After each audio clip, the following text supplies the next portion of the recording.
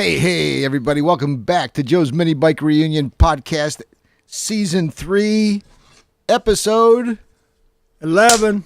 Wow, that was big, Ed. You know, we've had that hanging out all this time, and it's 3 friggin' years into the show, and now we've got something. Hey, everybody. Thanks for tuning in.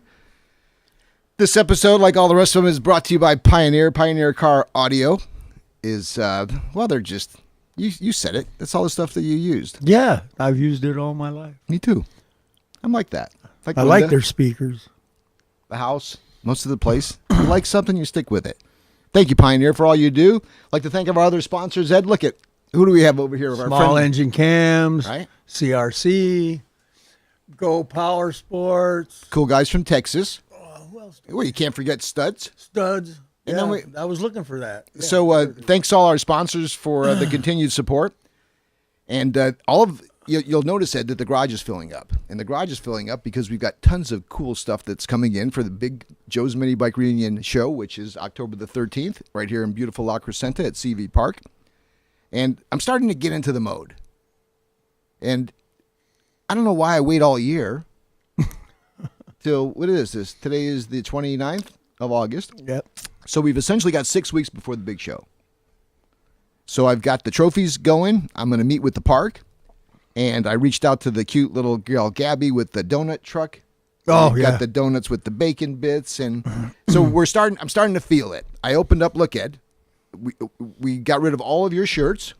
And incidentally, I want to apologize to both Gerald. In fact, I sent out 5 boxes. One of them included your final 2 shirts, which you autographed for Gerald. Each of these 5 boxes, I offered it never fails. You try to do a nice thing. I said, look, buy the shirts for less than what I paid for them, and I'll send them to you as long as you don't live in Guam where all your girlfriends are. And I said, I'll send you the shirts free of charge on shipping and handling. So I go to the place and I send out these 5 boxes to all of our friends and fans. They go to Gerald. They go to my buddy Chris. They're going to my buddy Joe. They're going out to Holland Ramsey. They're going out to all these fans of the podcast. And I started getting phone calls and emails from them all. It's like, hey, I'm getting charged for postage. It's like, what do you mean? You know, I paid for postage. I've got the receipt. I'm showing them. Well, apparently my guy, there must have been a new guy over at the shipping place. And they sent them media mail, which is just for like magazines. And that's the slow mail. So they busted every one of them. So I had to take a half hour today and reimburse them. And I apologize for that, but it's actually kind of funny. And hopefully you enjoyed your shirts. Many of them were autographed by Evil Ed. We'll have all kinds of shirts and apparel at the upcoming Joe's Minibike show. That's kind of the cool thing. When they come up to the trailer at the show and they buy the stuff, they like it. People tell stories about collecting the hats from every year and who didn't have the second T-shirt. And I guess we'll have to do another good job this year offering a nice variety of products. We'll give a ton of them away. Ed, you had quite the week last week, but I think I would be remiss if I didn't start the podcast by saying that I'd like to dedicate this show to Randy Steffi. Randy Steffi was a friend to many of the folks who are in the automotive aftermarket in the drag racing world. A little bit older than me, but he was kind of my senior working when we were selling ads for. He was like the Carcraft magazine guy. He was in SoCal where all this stuff happened. He was at every drag race, and he lived it, and he loved it. And he was a great ad sales guy too. And all he cared about was working, going to the river, because he loved taking all the family out to the river. You know how that is. Yeah. That's addictive. And going to the drag races. And he continued that, and we lost a good one. So our condolences go out to Randy Steffi's wife, Peggy, and Matt, his son, and daughter, Amy, and to all the friends of Randy. Good luck to you, Randy. Also, it's on a happy note, it's, it's Big Daddy's birthday, Daryl Smith. Yeah, Big Daddy Racing. Yeah, so shout out to Big Daddy. Back to you, Ed. So I got a note from you saying you had come across a new truck. Work gave it to me, So what? Tell us the story. What happened? How did you get a truck? Well, it wasn't from Dino. Okay. It's from my boss, Chuck. Okay. Chuck runs the place. What's Chuck's last name? Cutz. Got it. Kutz. That had to be a fun name, huh? Anyway, Chuck's got a lot of stuff. He's well off. He inherited the truck a while back. I think it was his wife's brother or someone that died, and he inherited the truck. It looks like a one owner. Yeah. It's a pretty nice truck. So anyway, I go into work Monday morning, last Monday, and I only work 4 hours there. So I show up at noon, and he goes... You show up at noon? What do you think, you own the place? Noon to 4. Oh, that's pretty good hours, man. Yeah, and he tells me, hey, Ed, can you go check underneath the truck, make sure everything's cool, check the tranny fluid, oil, a little maintenance. Yeah. So I said, oh yeah, no problem, Chuck. I thought he was going to go somewhere. So I go out there, I start it up, check the tranny fluid, oil, all that. So you're familiar with this truck, Ed? You had worked on it and maintained it over the years? No. You knew, okay. That was the first time he had ever asked me to do that. Really? So I had seen him drive it to work a couple times because he's got a brand new truck, so he drives that. And this truck was a loaner, he said. He got it for free. He'd loan it to people that needed help, in the family. So how cool. I go out there and check out all the stuff, come back in, tell him, yeah, everything's cool. He goes, okay, it's yours. Lays down the keys, lays down the pink slip. I'm like, huh? What? Totally caught you off guard. Yeah. And this is just another shitty Monday. You're starting your week. Yeah. No big... He goes, it's yours. I go, what? I didn't know what to say. You should ask him if there was gas in it. I go, Chuck, what do you mean? Are you serious? Yeah, it's yours. Damn, Ed. So I couldn't even get it out to thank him. I'm like, what did you do? What did you Finally, do? I said, Chuck, thank you. Thank you very much, Chuck. I appreciate it. How long have you known Chuck? About 5 years. He's a good dude without even knowing him. Because you are too, and he recognized that, that truck needed a place. Yeah, he didn't need it anymore. He's got a bunch of nice cars. That's He's got a Corvette with a built motor in it. Well, hold on. Like a 68. Let's see if we can set ourselves up for that. Yeah. Help him out a little bit. He's got a Harley, and he drives a brand new Ford pickup. And I was like, the whole day I was shocked. How could you not be? So how about, so now you drive it home that day? You left it? No, I left it there. Oh, you left I it? had to pull it in. And then another guy that works at the shop the next day come pick me up at home and took me to work so I could drive it back home. So did you do like the insurance swap and all that stuff? Yeah, the next day. I bet you did. So I went and looked at it. In the picture, it looked like green. It's like, well, shit, no wonder why you got a truck. It's a fucking green truck. No. So it turns out to be silver. Silver. And it is clean as a whistle. And runs good. 179,000 miles. I was telling you still got another 100 to go. Air conditioner's cold as heck. Calvin Creasy will tell you those trucks got 400,000 miles. And I mean, they do. Plus, you can buy so many friggin' parts for that now. So here's the big question. Let's go crazy. We'll go to Vegas. We'll hit the crap tables, go to the titty bars. You can sell that old truck. Yeah.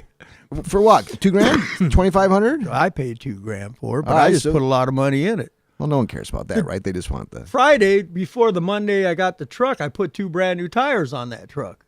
Yeah, but that's good because that's good karma that keeps going. Because now you'll sell that truck confidently for $3,000 yeah, with the new tires. I put a new tranny in that truck for $1,600. How'd you get her in there? Just shoehorn. So, how cool! I still can't believe I got it for free. I got a Ford for free too. That Mustang that I won in '87. Yeah, I heard about that. I bet you did, probably too many times. Well, we have something in common even further, Ed. Congratulations. Let's take a ride. Well, great. Now we can start going in your goddamn truck instead of mine all the time. Christ. I when I heard that, it made my day. And, it's funny as you get older, the cool things that happen to people that you really know and like. Well, I always do this special stuff for them. Yeah. Also, when they need something picked up, I go pick it up in my own truck. So many times, Ed, though, those things are taken for granted. I do 8 hours working 4 hours. I bet you do. And you know, and plus they get Evil Ed around.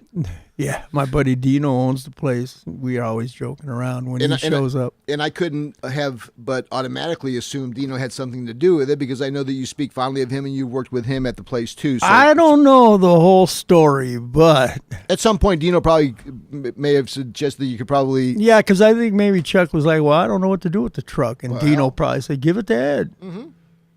So, well, then thank you, Dino. Maybe this could be another reason why, Dino, you should show up on October the 13th.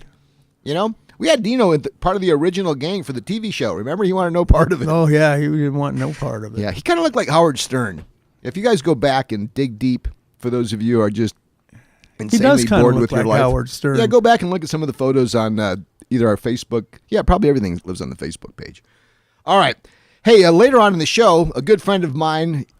I talked about Randy Steffi back in those Peterson days, the Hot Rod Magazine, Robert E. Peterson, Kartcraft, right. 4-wheel and off-road. Man, we were the shit back then. And I didn't, at the time, I'm glad I didn't think about it that way. But as I look back, it was great to be a part of that company and meeting a guy, Ira Gabriel, who's kind of sitting off to our left here. Is it our left eye or is it stage right?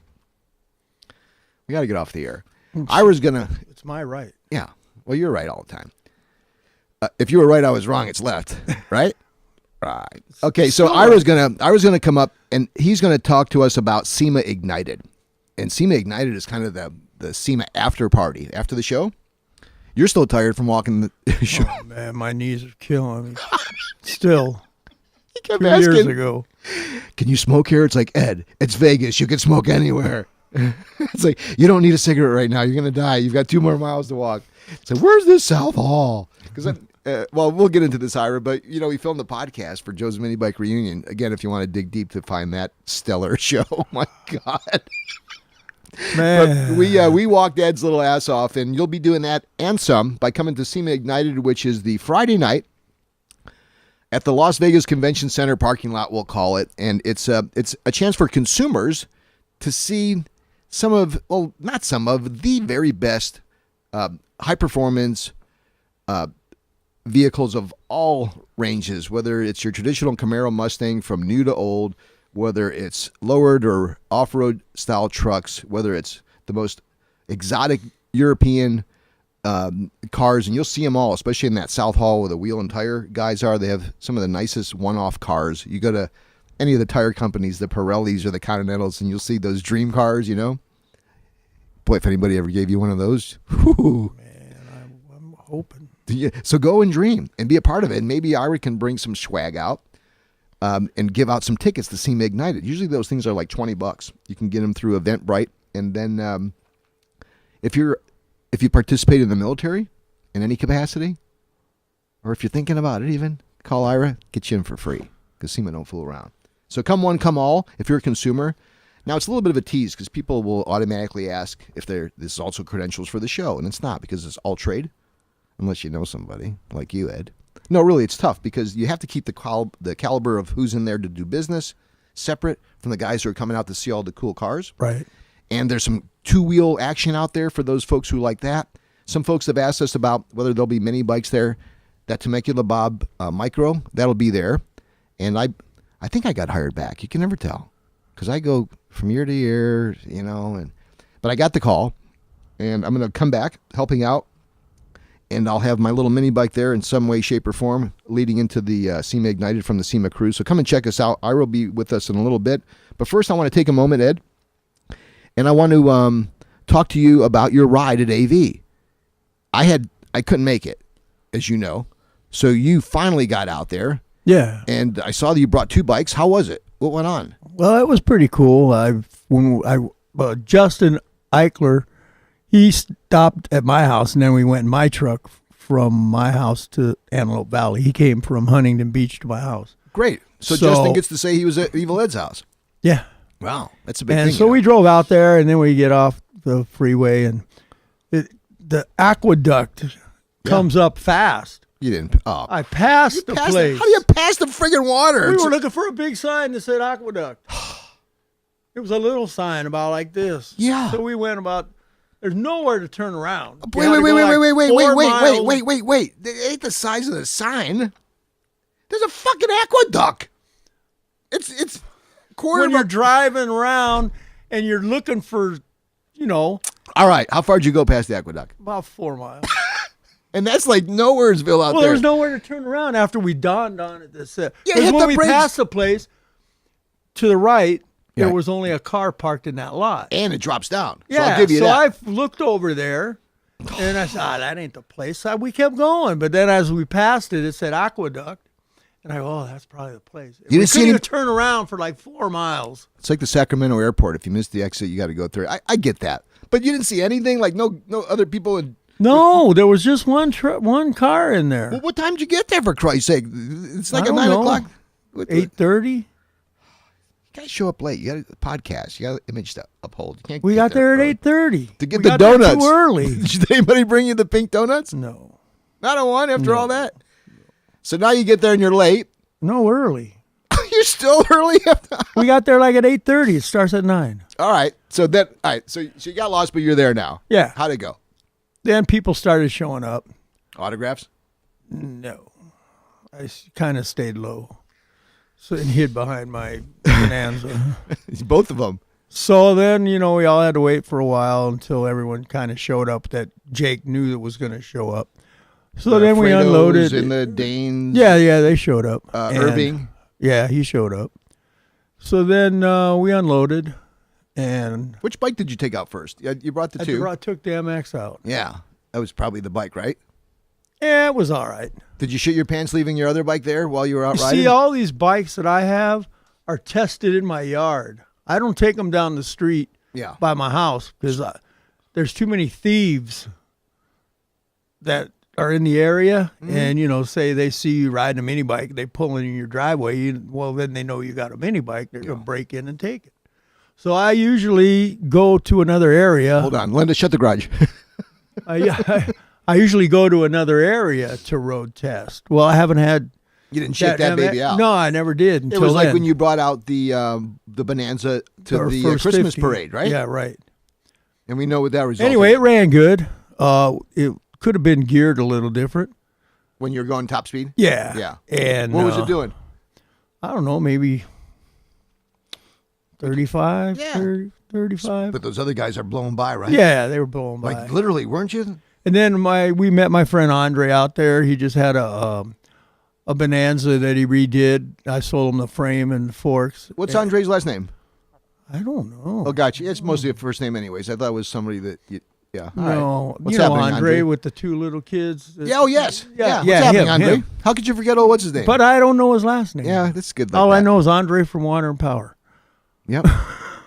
Yeah. So we all headed up there, where they line up, and we go. So we're riding, and we get to the Get couple to the part where you had to go through the fence? Yeah. Okay, so you're still going Yeah, good? we're still going straight. That's a nice ride up to that point, isn't it? You're Yeah. riding along the water and... So then all the guys that were faster, they're way ahead of us. They're coming back. Ooh. So we flagged them over. What's going on? Oh, there's some kids on some BMX bikes out there. We don't want to interrupt them. So then we went back. Was Jake telling you that? Someone told us that. Oh. They were all coming back. Well, you can go past them and go to... Because you have to go past that area to get to the No, Mecca. well, we figured we wanted to stay with everyone that had turned around. There was not going to be Sure. anyone Okay. forward. Why? Because those off-roaders wouldn't let you guys pass, or you didn't It was want to... bicycles, I think they said. Oh, like there was an event or something? I don't know. We didn't get that far. We just turned around when we saw them coming back. Then we went down, came back through the gate. No, did we go through the gate? Did the Anyway, gate- there's a place where you go down and there's another road. Yeah. Okay, that's where we went. And then they were drag racing a little bit up and down through there. Did you go through the streets of San Francisco part, or No, that I you didn't did? go Yeah. through that. Okay, so you got like the first Yeah. phase of that. Okay, but So it's still then- kind of cool, right? So then we got thirsty, and Justin and Andre and I, we headed back to the truck to get something to drink. So when we get back down to the Myron truck, Bailey. Say hi to Myron. hey Myron. We'll call him back later on. Go ahead. So we get back to the truck, and we're drinking, and we go to take off again, and Andre's bike won't start. Always happens. So I had to figure out what was wrong with it. First, we pulled the plug to see if it was getting spark. It wasn't getting any spark. I didn't have, just basic little tools. And usually spark's not the problem. You know? Yeah. So he found someone that had a brand new plug. Put the plug in the spark plug wire. Put it on we the head. pulled it. Still wasn't getting any spark. Yeah. So I told him, well, this is not going to be a dude, quick we got to fix. pull the side cover off and see if the coil came loose.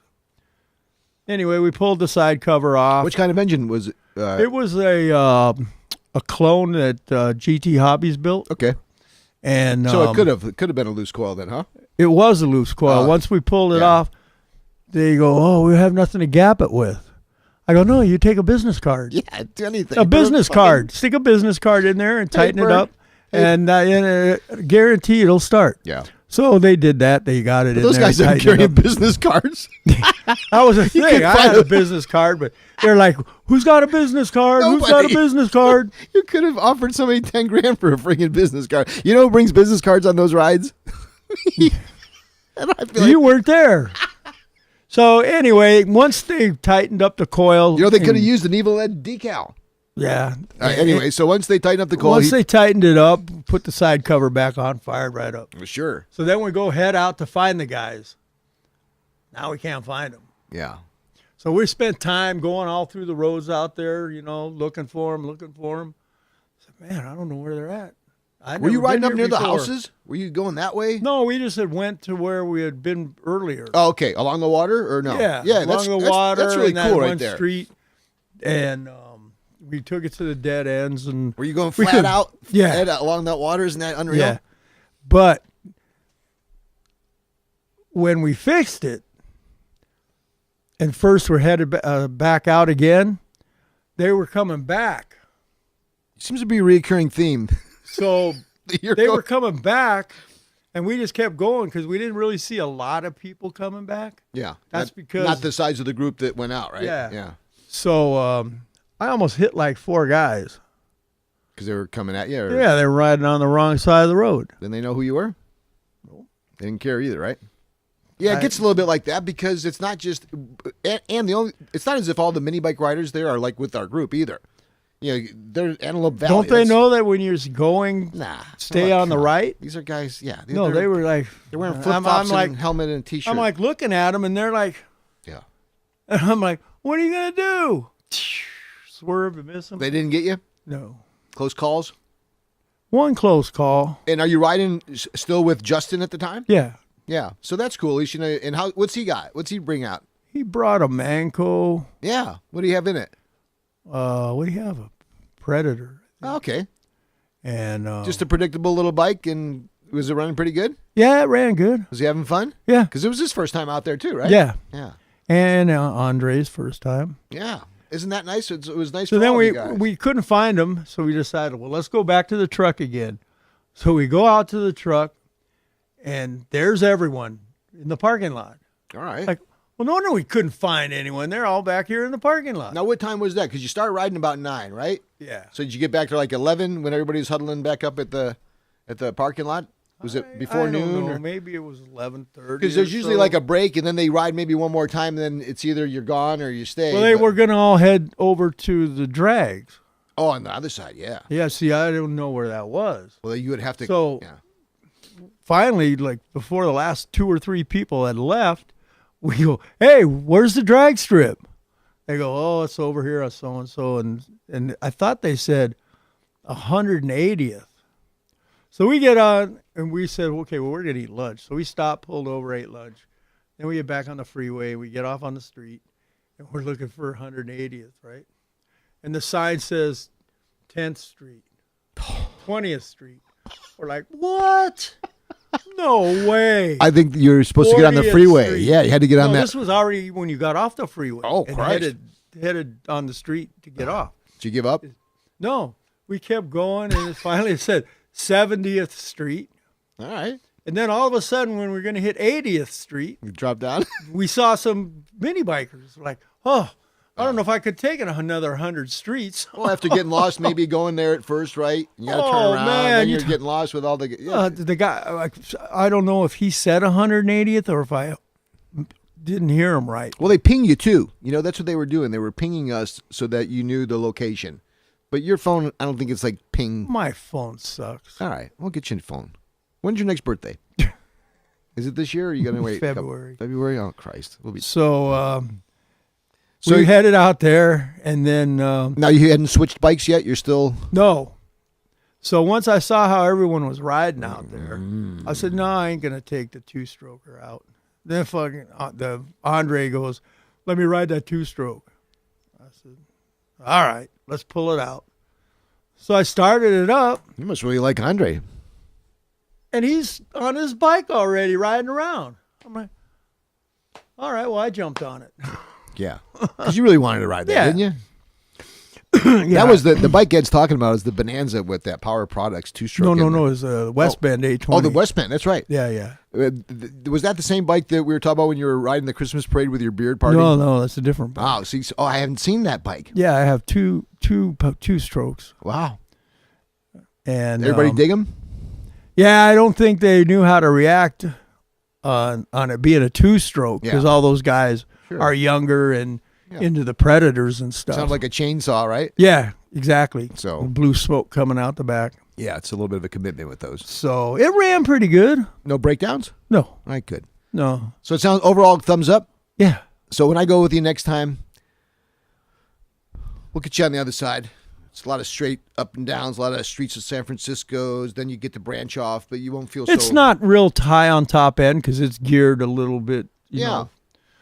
So well, we'll bring out I some of never these had it bikes. out until that was the first time out. So now Yeah. I know I can change the gear on it and make it a little faster. It always takes a time or two to go out there. There were break-ins for everybody, whether you're planning on it or not. Something's going to happen. The rear disc stuck on the original long frame Temecula Bob. Jake adjusted it. It's fine. Something was going on with Frankenstein, which is like a gas flow. Fix that. It was fine. But, you know, it's going to... But Andre never did ride it. Well, at least he asked for the order, right? So we're riding it, and then all of a sudden, guess what? Sheriff coming down the street. Autograph? Hey, you guys, you're going to have to leave. It was like a good girl. You guys are going to have to leave.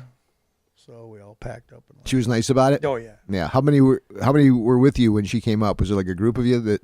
There was probably, I don't know, 10 or 12 cars out there. Yeah, that's kind of formidable little task for her to roll up there. D was out there. He packed up. D came? Yeah. Great. He went to the drag races only. Yeah. And then when Was he he left running? there... He had an issue with bearing or something No, last he time? had it running. Oh, good for him. And D. he said he was going to go back to the first spot and ride because I guess he missed it Yeah. because he got out there late. I'll have to find out more specifically where your version of the first spot is compared to mine, but I remember it being a good time.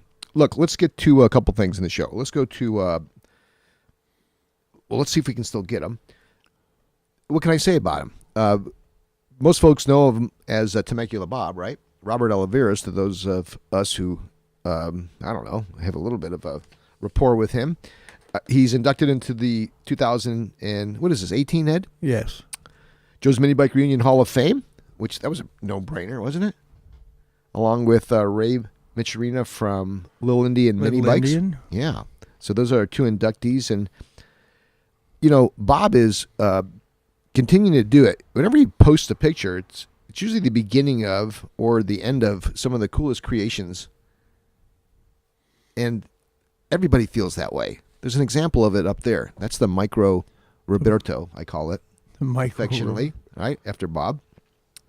That little two-piece frame bike is an immediate upper. You look at that thing and you just go, oh, how damn cool. And now Jake Moe had his hand at it and he made it even a little bit cooler. But, you know, somewhere in Bob's mind, sitting on the couch, 10 o'clock at night, he's thinking about putting together a cool little real micro Real frame. small. And then he's going out there and he's doing it. And I know he is very humble about it. And he dismisses it. I remember when I called him up and mentioned to him that we wanted to induct him into the Hall of Fame, he was very nonchalant about it. You know, it's like he didn't know why or what he had done. And it's like, well, look, Bob, at some point you have to realize, and we'll tell him when we get him on here, that despite the fact that he doesn't think he's done much, he's done a lot within the community because people love his bikes. You ever see the reaction when Yeah, I have one of his frames. Yeah. Stretched one. And I just saw 2 or 3 others that were out there, and I'm fortunate enough to have 1, 2, and I got another micro coming. Oh, you do? Yeah. You're a hog. Well, when I got the first one, and he asked me, You're a hoarder. were you there when we unpacked that one, or was it the long frame that you and I unpacked? Long one. All right, enough of this shit. You're Let's get Bob on the phone. Hoarder. Hey. Temecula Bob hoarder. But you know, Ed, you would always be first in line. I'm downsizing. You know how many people showed up for the big open house? No. No one? Shut up.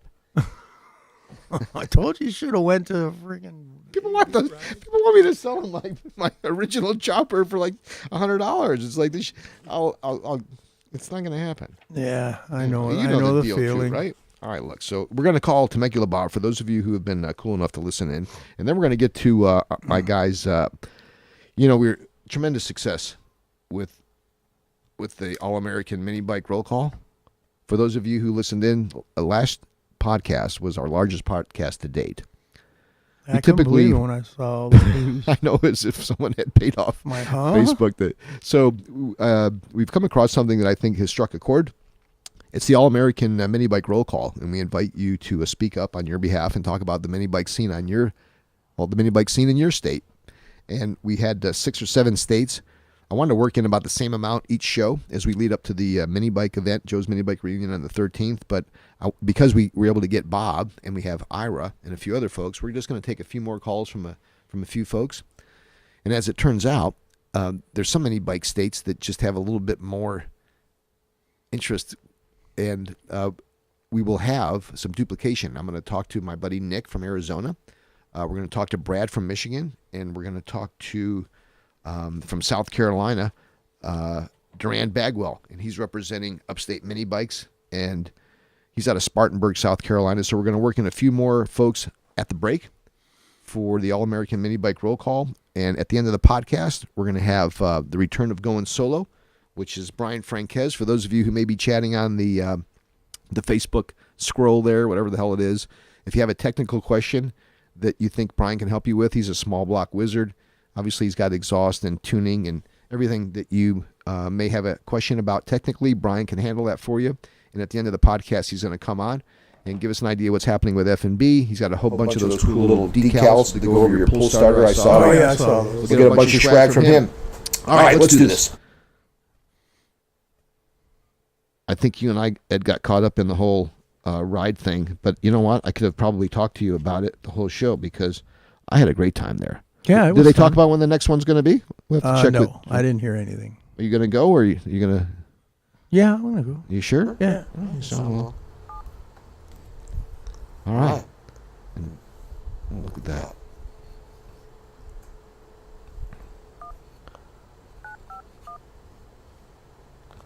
God damn it! I'm getting old. I can barely see.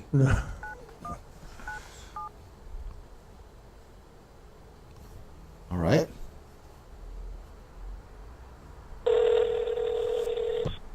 I'm really dingy.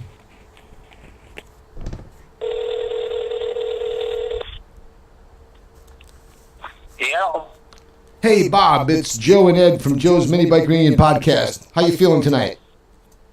Pretty good. How are you doing, Joe? What's up, Bob? We're doing great, Bob. Evil Ed was excited to talk to you. I told him that I was going to have you on, and he said, really? And I said, yep. He probably didn't believe I'd answer the phone. Yeah, I was like shocked when I heard your voice. Bob, thanks for joining us on the podcast. This has been something that you and I have talked about a few times. We often joke on the podcast about how everybody who doesn't live here thinks that, Southern California, if you're in Southern California, you're just a block away from everybody. And here, Ed, I'll turn this a little bit towards you and you can get right into your mic. There you go. And they don't realize that although you're in Southern California, we're hours away from each other. How are things out in the Temecula area, Bob? been a little bit cooler here in the last week, so it's been pretty nice, really. Yeah, you guys know when it's hot, and it was really. I was looking at the temperatures out there and just praying for you and Brian Franquez because they're the other direction. Gerald, yeah. So now it's cool, and you're cool, and it's cool to have you with us, Bob. Many of the folks that have been friends of the little mini bike scene that Ed and I have carved out over here, whenever we talk to them about either some of your bikes, we've got the little micro Roberto. In fact, what do you think about that little name that I coined for the small frame? You like that, Micro Roberto? Yeah, that's all right. All right. Well, don't get too excited. What does Fred think about it? You know, that's good. We actually have to get to the story of Fred. Remember that. We'll talk to Bob about that. So whenever we talk about you, or wherever we show, like recently we've been promoting the micro bike that Jake fixed up, and boy, he did a nice job on that, didn't he, with the tank and all, Bob? Beautiful job, real nice. Have you met Jake? Bob, have you and Jake met? Yeah, we met out at Pomona here a while back. Nice guy, isn't he? Real good guy. So he too. Well. He too. If you may have recalled, he was on the podcast maybe 2 shows ago, and we were talking about some of the bikes and some of the builds, and he pointed out very clearly. He made a point to say that he had a big head start starting with one of your frames. Well, I get lucky once in a while. So when your name comes up or we show your bikes, people, you see the response. Maybe you do, maybe you don't, but it's literally hundreds and thousands of thumbs ups and likes and where can you get them and where can you buy them? And then I like some of the messages where people say they've tried to get a hold of them, or how do you get a hold of them? How do you get a hold of Bob? So between you and Tim from Small Engine Cams, you're probably the most sought after guys. Yet when I mention this to you, you kind of take it in passing. You really are a pretty popular guy out here, despite the fact that you're a little reluctant to accept it. And I just want to let you know that people are really digging what you're doing. Yeah, well, thank you. Bob, didn't you start out in go-karts? Pardon? Didn't you start out in go-karts? Quarter midget. Quarter midgets, okay. While back. A while back, let's see, you're older than us, so, okay. You two guys are youngsters. Yeah, I know. Bob, I think that we're airing a photo of you behind an open wheel car. I don't know where I got a hold of that photo, but we may be showing that. Go back to that time. I'm assuming that maybe that was you and your dad in some of those photos back in the day? I can't see the photo, so I'm not sure which one you're talking about. But my dad got me started in it all. He built me a little car when, I was 5 years old. Drive it up and down the sidewalk, had a forward, reverse in it, and I'd pull up in the driveway, back it out, drive up and down the sidewalk. And my dad was pretty talented. He taught me a hell of a lot. Is like so many of the folks that have been a part of the podcast and part of the mini bike scene, so much of the really talented guys we're fortunate enough. The Franquez brothers, I guess I would point as a good example, right, Ed? And your dad, for that matter, as well. Many of the guys that are so good at what they do, particularly when it comes with shaping metal and working on engines and geometry and suspension and all the things that come with that, most of those folks come from the benefit of having a dad kind of kicking things off for them. So that was pretty cool for you. At 5 years old, you're driving up and down the block. Most kids are just mastering a tricycle by that point. I was racing quarter midgets 7 years old. So I've been into it for a while. So I actually had my first mini bike when I was 10 years old, and we took the motor from a quarter midget, ran out and methanol at that time and everything, all built up, cam, everything. Back then, it would run 60 miles an hour. Was it a... what type of mini bike was the first bike? That's what I was going to ask you at first. What was that? It was a friend of ours, and he built 10 mini bikes. He was going to start a mini bike business, and he decided not to. And so it never really got off the ground, as far as, building a lot of them. So you got one of the 10 prototypes? Yep. How were the welds? They were really good. Boy, They were nice mini bikes. He was just a little bit ahead of his time, I think. where do you think that bike is now? Pardon? Where do you think that mini bike is now? Boy, I have no idea. That was 60-some years ago.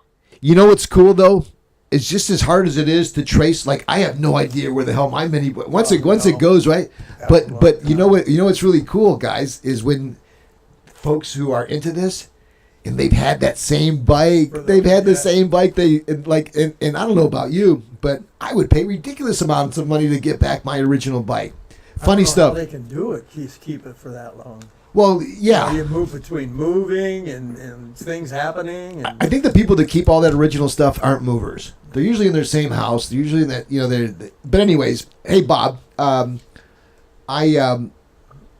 see that you've got a lot of projects of late, and Ed brought up Fred. Now, is Fred... What year was Fred born? Fred was born in 1974. Oh, cool. We don't have a picture of Fred to show the audience, but Fred is... Would you say that Fred could be somewhat of an alter ego for Temecula Bob, Ed? Yeah. Yeah. He's very polite. It's not like Fred's dissing on anybody or talking any smack. He's kind of a polite... I've never seen him disrespect anyone. No, he's pretty cool. He's kind of laid back. Is that about as close as anybody's going to get to seeing the real Temecula Bob? Because there is a Bigfoot persona that you have among some of the folks in the hobby. Pardon? There's this persona that you may not even really exist, kind of like Bigfoot. They hear of you, they see the bikes, but they just... What would you say to some of those folks that may really wonder because they call... I mean, really, we joke about this, but Bob, you just don't have enough time to handle all the phone calls and build all the kits at this point, do you? I got enough business to keep me busy. Like I said, I'm an old man. I'm slow. Ed can tell you everything in my garage is old. He's been here. And I'm slow and I'm old and I got enough business that I don't really need any more, to be quite truthful. So what would we tell for those folks that still maintain just a little bit of, I don't know, hope that they could someday get their hands on a Temecula Bob kit? Is there a chance that maybe you'll still make some cameos at, I don't know, Pomona, or maybe bring a couple kits? I'm putting together 4 frames right now. And 2 of them are spoken for, so you got 2 left. I got 2 left right now. Interesting. And if we have any of the listeners or viewers of the podcast now, tell us about those frames. Maybe a little bit about the size. Do they have a little front suspension or not? Can you give us a couple of decals and then maybe, if you don't mind, give them an idea what the price would be? Front suspension. They're all going to have the front suspension. Great. 2 just regular cruiser type bikes and 2 drag bikes. So I have a cruiser, if you recall, which was at my first bike, and then obviously now I have the micro. The drag bike's just a little bit longer, right? Actually, the one I'm doing right now, one of them's going to be 52-inch wheelbase. Okay. So it'll be a little bit on the longer side. What states are those 2 bikes going to, if you don't mind asking? Are they local? Are you sending them out of state? Do you send a lot of bikes out of state? 2 of them going local right now. Okay, so 2 local guys. Well, who knows, guys? Bob, what would the 2-piece frame ballpark be if somebody's interested in maybe contacting you about getting their hands on 1 or 2 of those? Pardon? What would the price be for those 2 remaining frames? It just varies really with, what all's on one. So it's hard to say. Like a frame and forks usually start about, for a drag bike, start about $350. Wow, that's actually a great deal. Good deal. Yeah. It's a really good deal. And obviously you can maybe dress them up a little bit. So guys, for those of you who have asked, or those of you who wonder, or those of you who wanted to get your hands on maybe 1 or 2 of Bob's custom frames, or as I would say, pieces of artwork, jump in. Just send us a note on the podcast. We'll try to play Cupid and connect you. Bob, I was, Ed's so much of a part of what we do here, and we early on were letting some of the Hall of Fame selections go outside of our little area, and we decided to kind of jump back in there because we felt that we really did have our finger on the pulse of those folks that were making an impact. And when we were selecting this year's Hall of Fame, we had one gentleman who you're probably familiar with, maybe directly or indirectly, Ray Michurina from Little Indian Minibikes out of Detroit. He's up. He may even be a little bit older than you, and him and his brothers had a nice run, as you recall, back in the day, the 60s and the 70s, and were probably one of the premier manufacturers of mini bikes, not only in the Michigan area, obviously, but nationally. And he's still going strong, and we've inducted him into the Hall of Fame class of 2018. And as quickly as we realized that we wanted to have him, you came up. So I had the chance to congratulate you personally, but I want to do it while we're on the air again. Congratulations on being inducted into the Hall of Fame. Well, thank you. But I really, like I told you when you called me about it, there's a lot of other people I think that are more deserving than I am. Nah, no way. Yeah. Hey, Bob, when you say that, a couple things ring true. First of all, as I said earlier, you're a really modest guy. But when you talk about some of those other folks that maybe you think of that may have influenced you or you feel could be, because believe me, now that you're in the class of the Hall of Fame and you're part of that class, we look towards our members of the Hall of Fame to help us and guide us select futures Hall of Famers. When I think of somebody that you've always shown an affection for and admiration for, it comes to me automatically that it's Gerald from LS Customs. Talk a little bit about your relationship with him and some of the work that you guys have collaborated on, because I see a lot of those posts online, and it's really impressive. You guys are doing some great work together. Gerald is absolutely amazing. How much talent he has, the attention to detail. He builds some awesome bikes. He makes my frames really look fantastic. Harold was on my racing team back in the day. Yep. JD. He got my drag bike going. Daryl. I mean, a lot of them. But Gerald's trike, you have to see that thing in person. The pictures don't do it justice. I mean, it's so much attention to detail, and it's a beautiful bike. In fact, he's got a couple of mine now, the drag bikes that he's got posted with wheelie bars and stuff on them. And if somebody, was interested, they could contact him and win a roller. He's got one sitting there right now. I saw that prior to the podcast, and two things about Gerald, if I could. He actually, Frankenstein, which is the world's most popular mini bike, only because I believe that, was originated with the project that I picked up from Gerald. He brought me a frame that's totally been reshaped, but that Springer front end, the handlebars, the rear go-kart tire. I got going on the custom mini bike scene through him. He came all the way from the Inland Empire and delivered it to me. I felt guilty. I think it was $100 to $200. He continues to make and have some of the coolest bikes that he all but gives away, like that trike that you were talking about, Bob. Many of you folks may have seen the picture online. It's noted by that All-American flag that he has, that pennant. That bike is not only one of the coolest one-offs, but you have to understand just what went behind that. So many of those parts were made from Daryl, the tank and everything else. And that bike, he has $1,600. Are you fucking kidding me? Right? So Bob, I wanted it, but I can't sneeze without hitting a mini bike over here. My wife would probably kill me. But I was further impressed with the bike that he's building now. I think that's was it a GX390 project that's got nitrous and all this other stuff on it?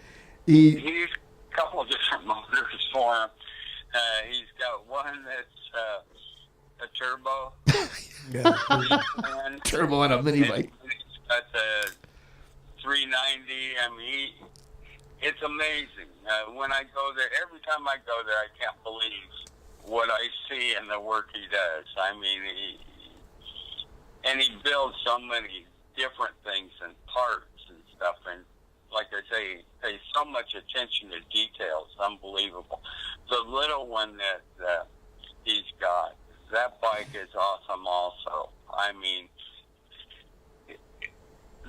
all the cables run in the frame and everything. I mean, he just he does amazing work. I don't know how to describe it. And like I say, you have to see his bikes in person to really appreciate them. Yeah, well, I get pretty excited just seeing the pictures online. It's Gerald is with LS Customs. You can check him out at Facebook. If you need to get a hold of him and you're having a problem, just send us a message and we'll connect the two. For those of you guys who've been bitching and moaning about not being able to get their hands on cool custom bikes, we just turned John to possibly 4 opportunities, right? Temecula Bob may have a couple of them. We can help make that connection. Gerald? Oh, you got to buy that trike. I have heard some guys now looking to have Jake Moe build custom bikes for him. This guy, Colin Smith, who's a friend of Ian, he's buying a lot of custom bikes. Anybody who's got a few extra bucks, if I would buy both of them. You know, these are the bikes to buy. These are one-off bikes, guys, and you're not gonna have to worry about stuff breaking down. And the only thing you have to worry about is being the coolest guy when you show up with those bikes. Oh yeah, because you'll have something. Bob, hey, we're gonna let you go. I want to congratulate you again. Is there anybody else outside of Gerald that maybe you'd like to say hi to, or anybody else before we let you go that you had looked up to or may have got you motivated outside of your dad to get involved in this crazy mini bike scene? JD definitely had one of my first drag bikes, or my first drag bike, and as Ed can tell you, that thing was fast. How fast was it, Ed? Just fast. Was he got a 70-mile-an-hour bike? Was he? No, it was faster than that. Wow, good. It took balls to ride something over 70, you know? Home Alone used to ride it once in a while. Yeah. Well, Home Alone's a big Temecula Bob fan, too. Yeah, that made it faster when he was on it. Charles was on the podcast, too. And, all these guys started building their bikes, ripping off your frames. Yeah, I built one for Charles. And quite a few different guys.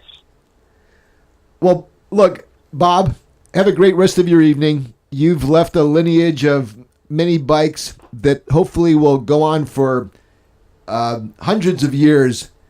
And I'm happy and proud to have 2. I would be remiss to not ask the status of my little micro bike, my second one. I know I'm kind of becoming a hog. One of the first things, I remember when I called Bob to say, hey, me and Ed just unloaded the... With everyone that I am definitely old and slow, because you've been waiting for that second micro for a while now. Well, so move me up on the line. In the meantime, I got to tell you, I'd wait 5 years if I had to too, Bob, just to let you know, because I appreciate what you do with those bikes. Check him out. He's Temecula Bob. He does exist. You just heard him. He does have bikes. He just made a couple of them available.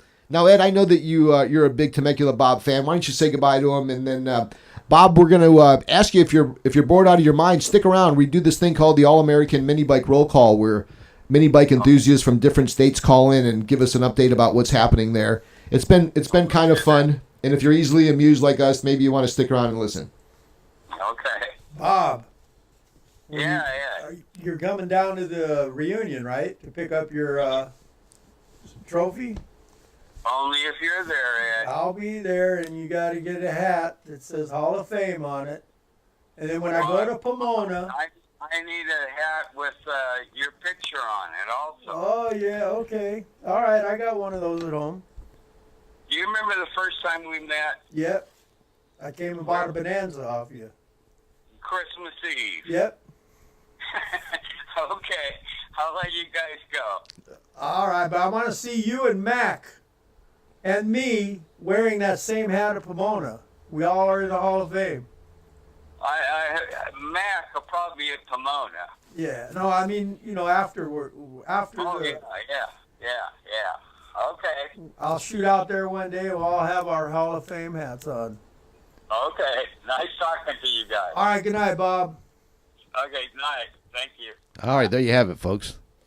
Temecula Bob. See, we are able to get him on. Yeah. It's like, when you have a shitty talk show, you can only get like crappy guests. When you start to get on a roll, you get to get guys like Temecula Bob.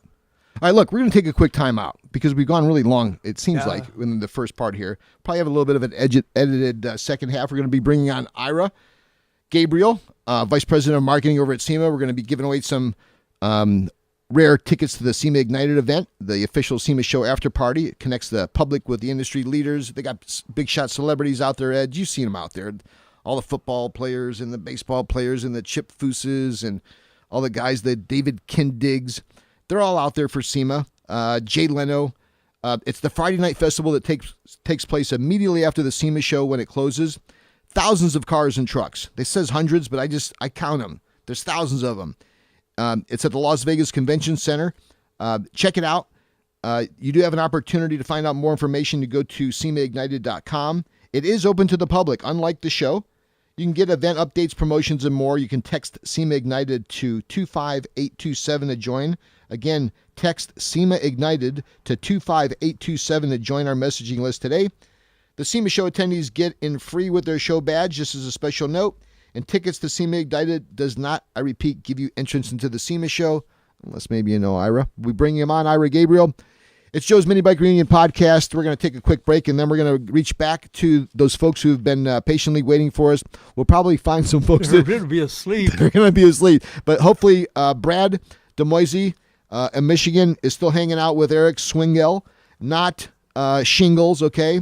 Eric Swingle is from Next Level Minibikes, and he's hanging out with Brad.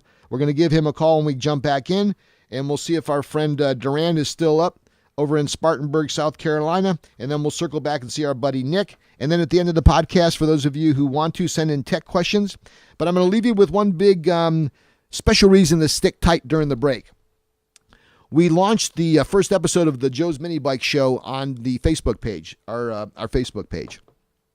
And a few of you had a chance to see it. We got a few good comments. They love you on the show. Thank God you're on the show. Oh, my God. Thank God. Tell your agent I'm going to pay you more money next year. Did I pay you any money this year? I don't think so. All right. Yeah, you did. So we've got the premiere. Quarter to buy a soda. Was it a quarter? I thought it was a $50 piece. All right. Well, you get free trucks now. Me giving you a free dollar is not going to make any difference. We're going to premiere right now at the break, before any commercials, the first official launch of Joe's Minibike Show right here on the podcast during the break. Brought to you by Pioneer Car Audio, Joe's Minibike Reunion podcast. We'll see you guys in about 10 minutes. Thanks for listening. Hi, I'm Joe Sebergandio. I've been crazy about mini bikes since I was a really young kid. 50 years comes and goes pretty quick, yet my love and passion for mini bikes hasn't changed a bit. So cruise along with us in some of the coolest rides with some of the most colorful characters in this mini bike sport of ours, and check out some of the rarest collections, and visit some of the top builders and some of the wildest bikes, right here on Joe's Minibike Show. Minibike Show.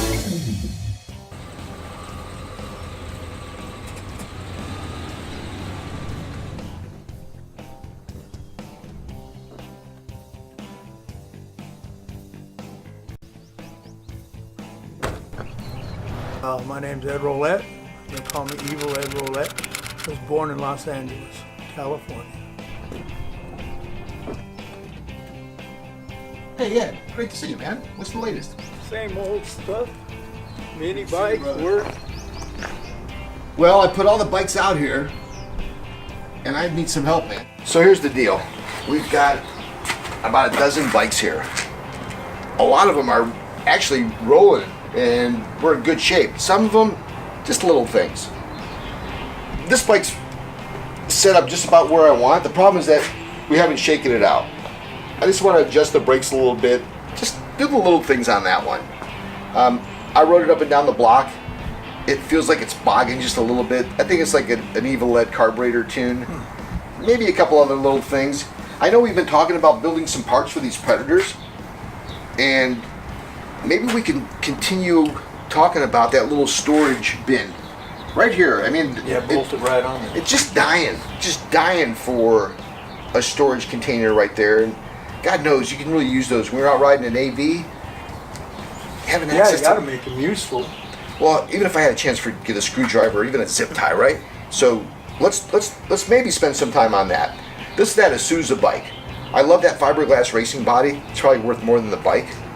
I feel terrible I didn't use an F&B pipe, but that one, Ed, look, it bolted up perfectly. Keep shooting out the back. Yep. You know? So this is our big wheel bike. We're close there. I love this grip too. So Frankenstein, we're in a good place. With this needs, Ed, and somehow it just got lost in the shuffle, it needs a kill switch. Oh, really? That was it. It needs a kill switch. All I've been doing is muffling the little trumpet over here, and all of a sudden even that stopped working. Yeah.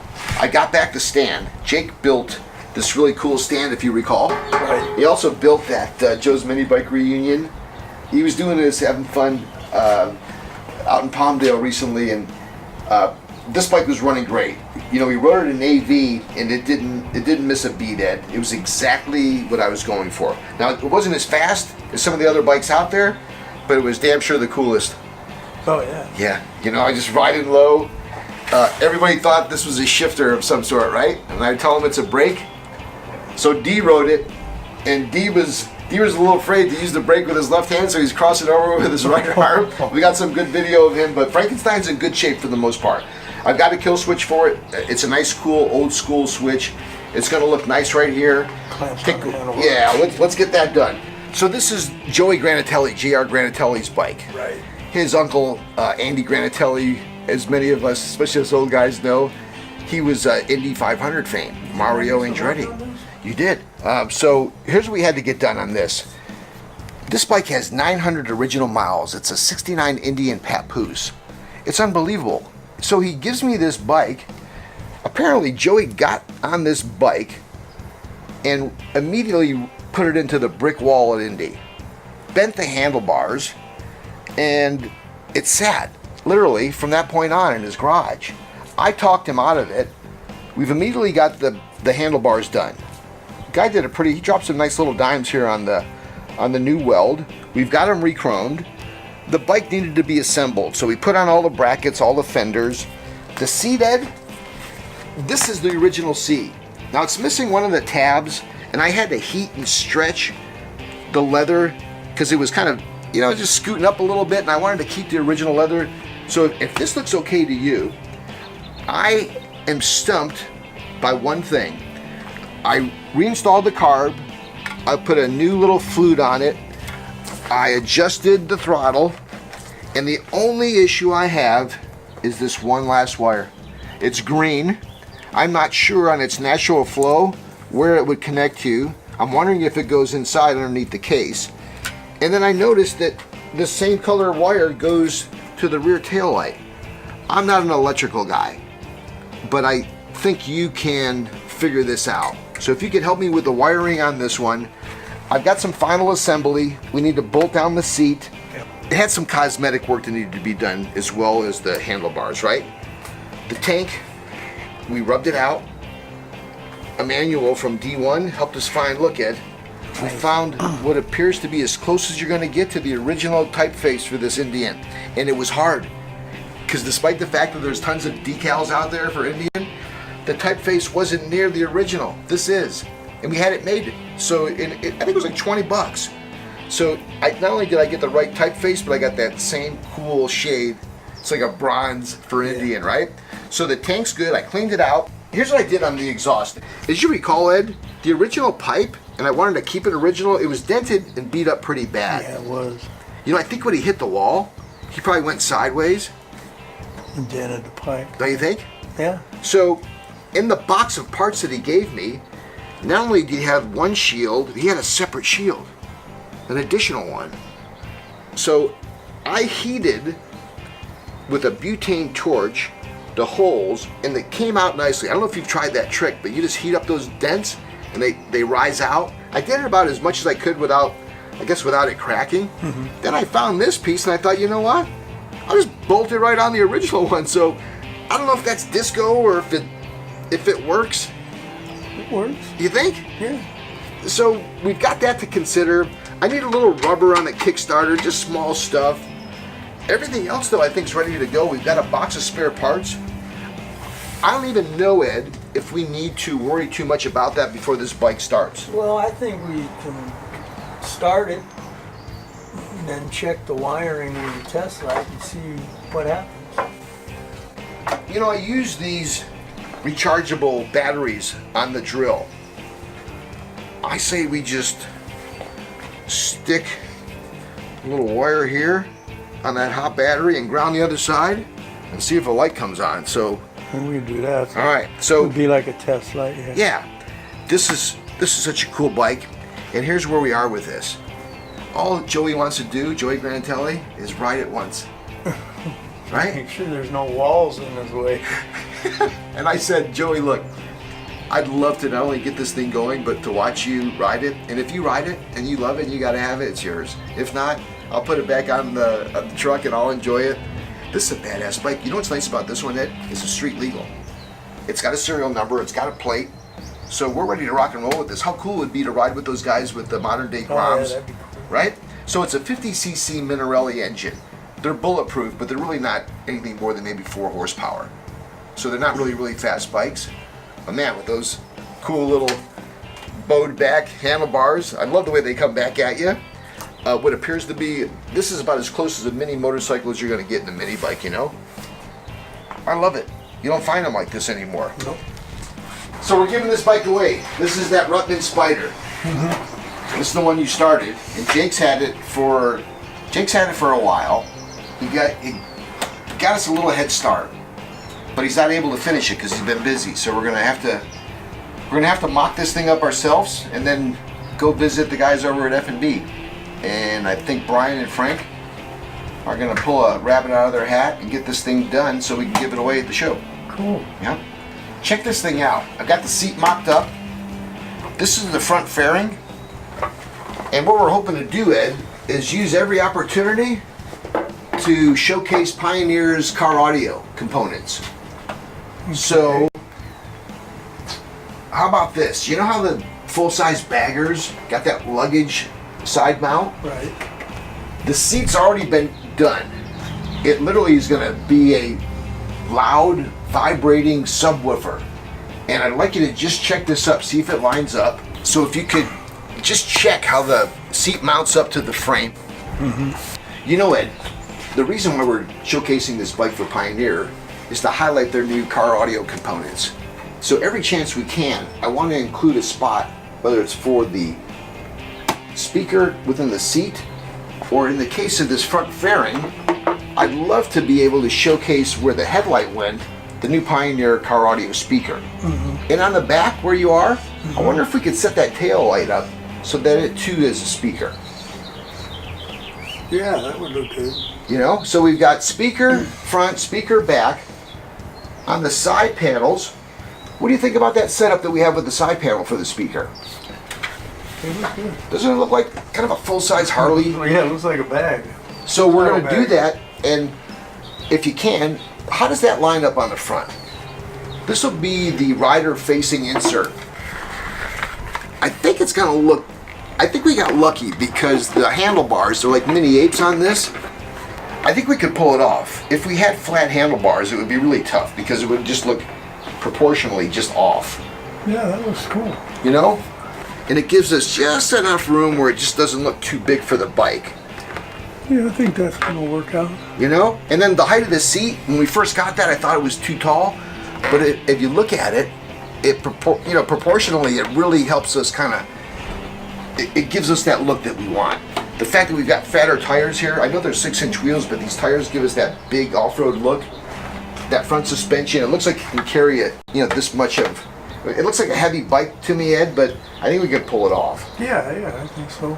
Would you take a look at how we've lined up that seat and those side speakers and let me know where it is, because I'd like to get this to F&B Racing as soon as we can, because we've only got, like 6 months to go before this bike's going to be given away.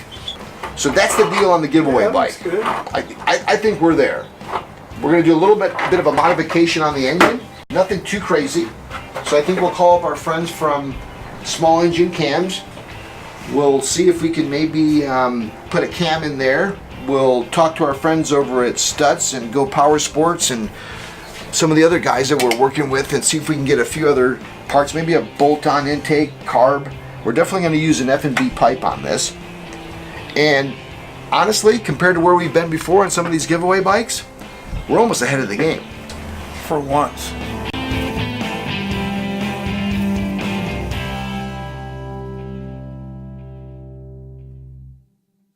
Is your car stereo a little outdated? Don't sell your car. Upgrade it. Get hands-free calling with Android Auto on the new Pioneer Nex.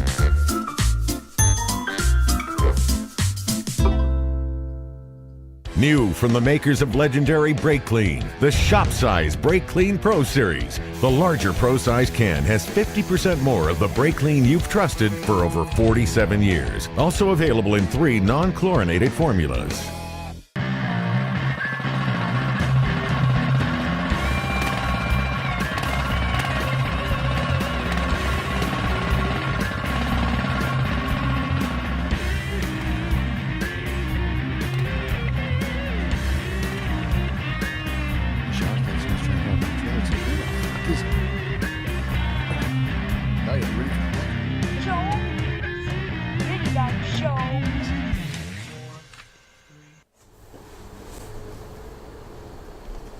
Hey, everybody. I think you got ahead of yourself on that. All right, put it back. Pretend they didn't see it. Welcome to Joe's Minibike Reunion podcast. It's season 3, episode 11. Part 2, due to the fact that we've had problems on the message board. People are answering questions instead of Brian. Do we have a little bit of some shenanigans going on the... I think so. There's some shenanigans going on the message board. Well, the way it was supposed to work is that people would submit technical questions To Brian. to Going Solo. Mm-hmm. What's wrong? I think someone's on there answering the questions. Someone... Other than Brian. All right. Well, look, that really doesn't matter. I don't mention any names. All right. But I know who it is. Somebody's jumping the gun a little bit. Yeah, a little bit. Well, It's all in fun. here's the thing. I'm just happy that someone's listening, honestly. Right? Yeah, I'm surprised anyone listens anyway. And you know what you can really tell? They're starting to nibble a little bit. Oh, you know what I wanted to do? I needed to make an adjustment for my boys over at Arizona Minibike Riders with the Z. They reminded me that I was using the cool beer holder incorrectly. See? And, incidentally, Drew, OMB, Yeah. calling my beverage Panther Piss. Oh, I think we may want to have a little talk with your pal Drew. he turned me on to Twisted Tea. Yeah. That I goes. didn't know what it was back then. It's I thought it was iced tea. you don't drink Twisted Tea. No, You I talk- did. I went to Wimber, and he had like a ice cooler full of it. See, now that'll tell you something about But it. I was drinking it.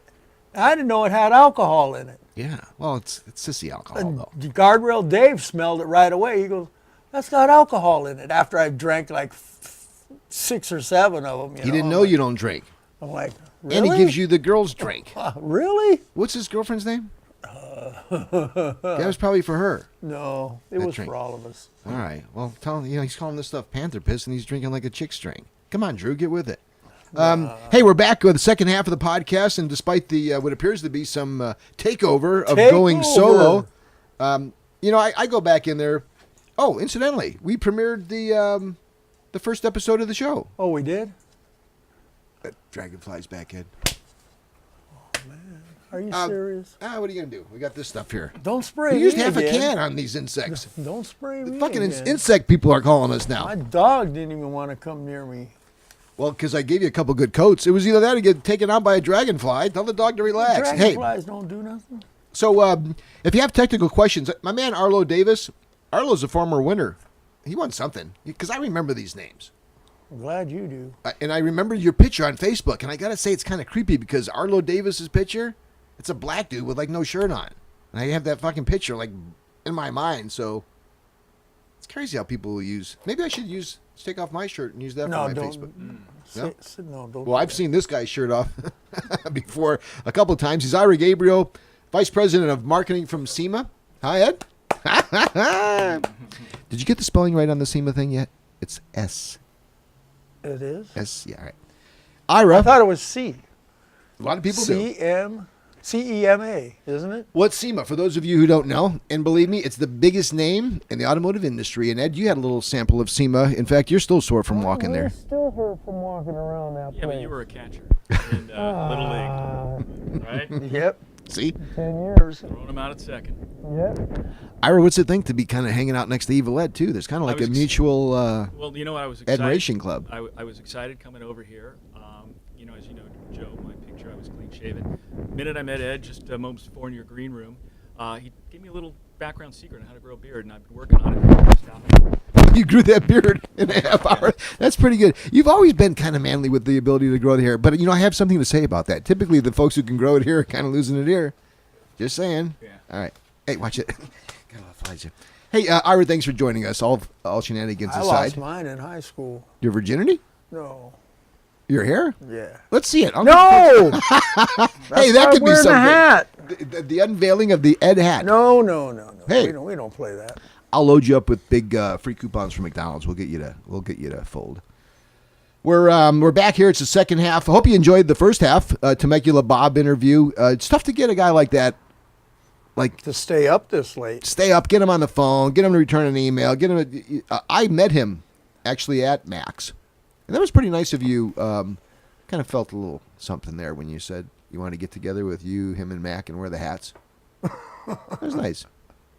Because, the Hall of Fame really was just something that we stole from SEMA anyways. Yeah, we all need to do that. We all need to get out there at Pomona when Matt goes out there and sells. Yeah, with your hats, and you get a picture of all of you with the Hall of Fame hats, and we'll make that the little insert photo on the Facebook page, at least for a week. Anyways, Ed, we've got Ira with us. Ira, we want to talk to you about SEMA Ignited, and then we're going to get to our... In fact, we'd like you to stick around for the whole second half, would you?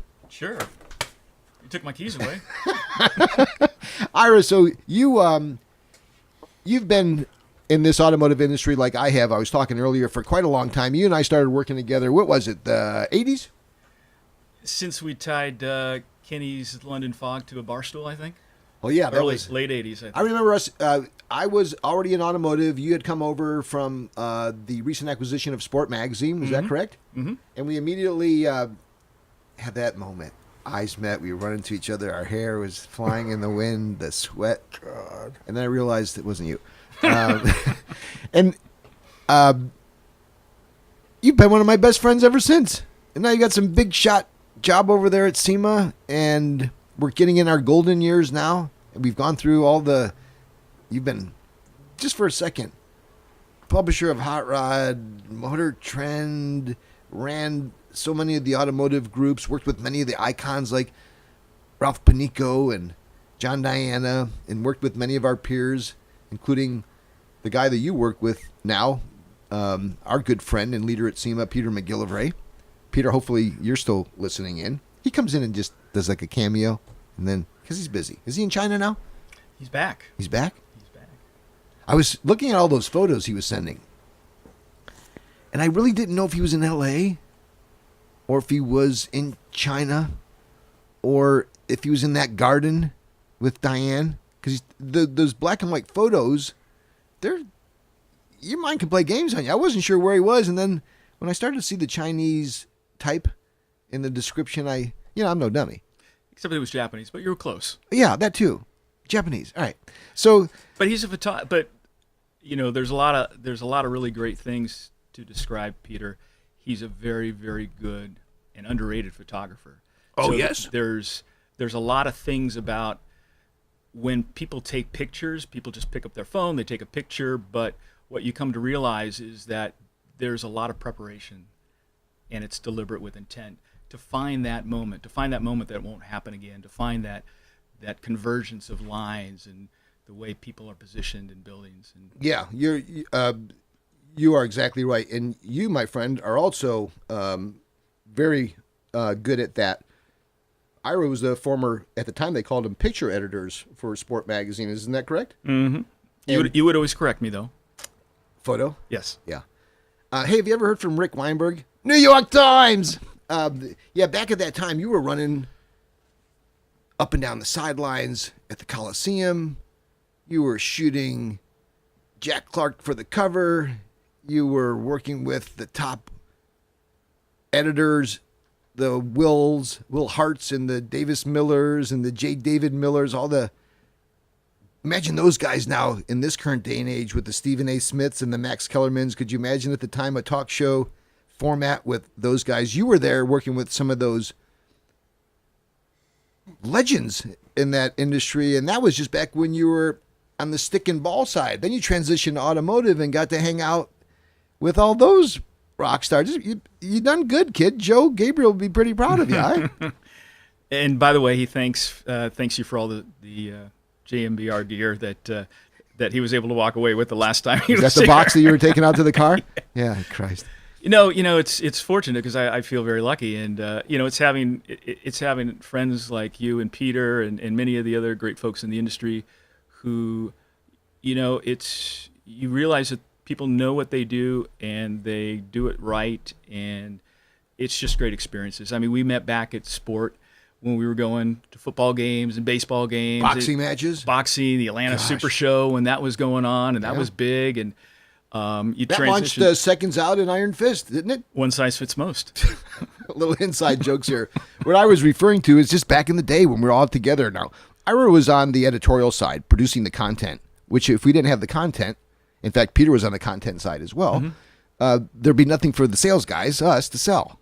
So they did great work, and we often screwed up, but every once in a while, what do they say, a blind squirrel finds a nut? We'd sell an ad every once in a while ourselves, and working on that different side of the fence, because there was definitely a separation between editorial and advertising. There was never... Well, it was a floor, but... well, they were every other floor. There was never a barrier for us. Right. There was never... nor any expectations as friends that we would take advantage of it. In fact, we didn't even have that request for editorial in Sport Magazine. There was no such thing, unlike there is with automotive, where people try to sell ads and see if they can parlay that into some editorial. We've been through all that, but despite the editorial advertising, we were always hanging out. We were always together, and I've always enjoyed that. And we continue to be able to do that now because I still have a chance playing a small role at SEMA, and you've got a pretty big task on your plate, which is juggling up SEMA Ignited. For those of you who have been listening to the podcast, this is like the second or third year that you've supplied some really cool tickets, and a few of the folks have actually come and attended. We will be giving away a couple tickets, who knows, maybe a handful of them, to anybody that would really like to come out to SEMA Ignited. It's in Las Vegas. Ira, give us the basic specs: time, date, location, and then maybe an idea to point some of the folks where they can go for more information about SEMA Ignited. And then we'll talk a little bit about the guts, because I love the Battle of the Builders. To me, that's become so iconic, and that's become something that builds all year. We'll talk a little bit about that. But for the basic who, what, when, where, and why, what can you tell everybody that's listening? SEMA Ignited is the official after party of the SEMA show. It's Friday night. It will occur as soon as the SEMA show closes. And Joe, you said it earlier on the first segment. The SEMA show is a trade-only show. It's members of the trade. It's where businesses come together to meet and conduct their business. The SEMA show is trade-only and not open to the public. So we've created SEMA Ignited, which occurs at the conclusion of the SEMA show, where all the great vehicles and the product and the people will roll out and really be available and be there, and consumers can come and see firsthand, up close, all the great vehicles. The vehicles leave the convention center after a week in the SEMA show. They parade through on the SEMA cruise. They head over to SEMA Ignited, where they'll parade through, and it gives us the opportunity to really celebrate with the consumers out there. The exhibitors, the manufacturers who are there, who create the great product that we all look, buy, admire. They innovate, they display, and they conduct their business. And we really try to keep that environment for them. They like to come out and they like to showcase their product. So SEMA Ignited was created. It's $20 for consumers to get in. If you're a member of the industry and you're already attending the SEMA show and you have an approved credential, you can get into SEMA Ignited with your badge. SEMA Ignited will go till 10 o'clock. It's going to be our 5th year. We have Formula D, there are cackle cars, there's music, there's food, there's exhibitors. You get to see all the great vehicles that come through.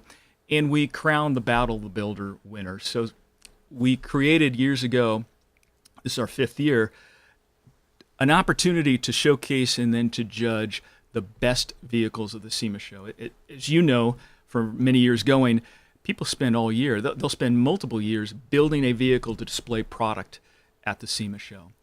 SEMA has identified the opportunity for these builders to really put their builds on display where members, journalists who are also members of the industry will judge the top 40. And then once it gets down to the top 12, the judges become the builders. The top 12 builders themselves judge the best vehicle.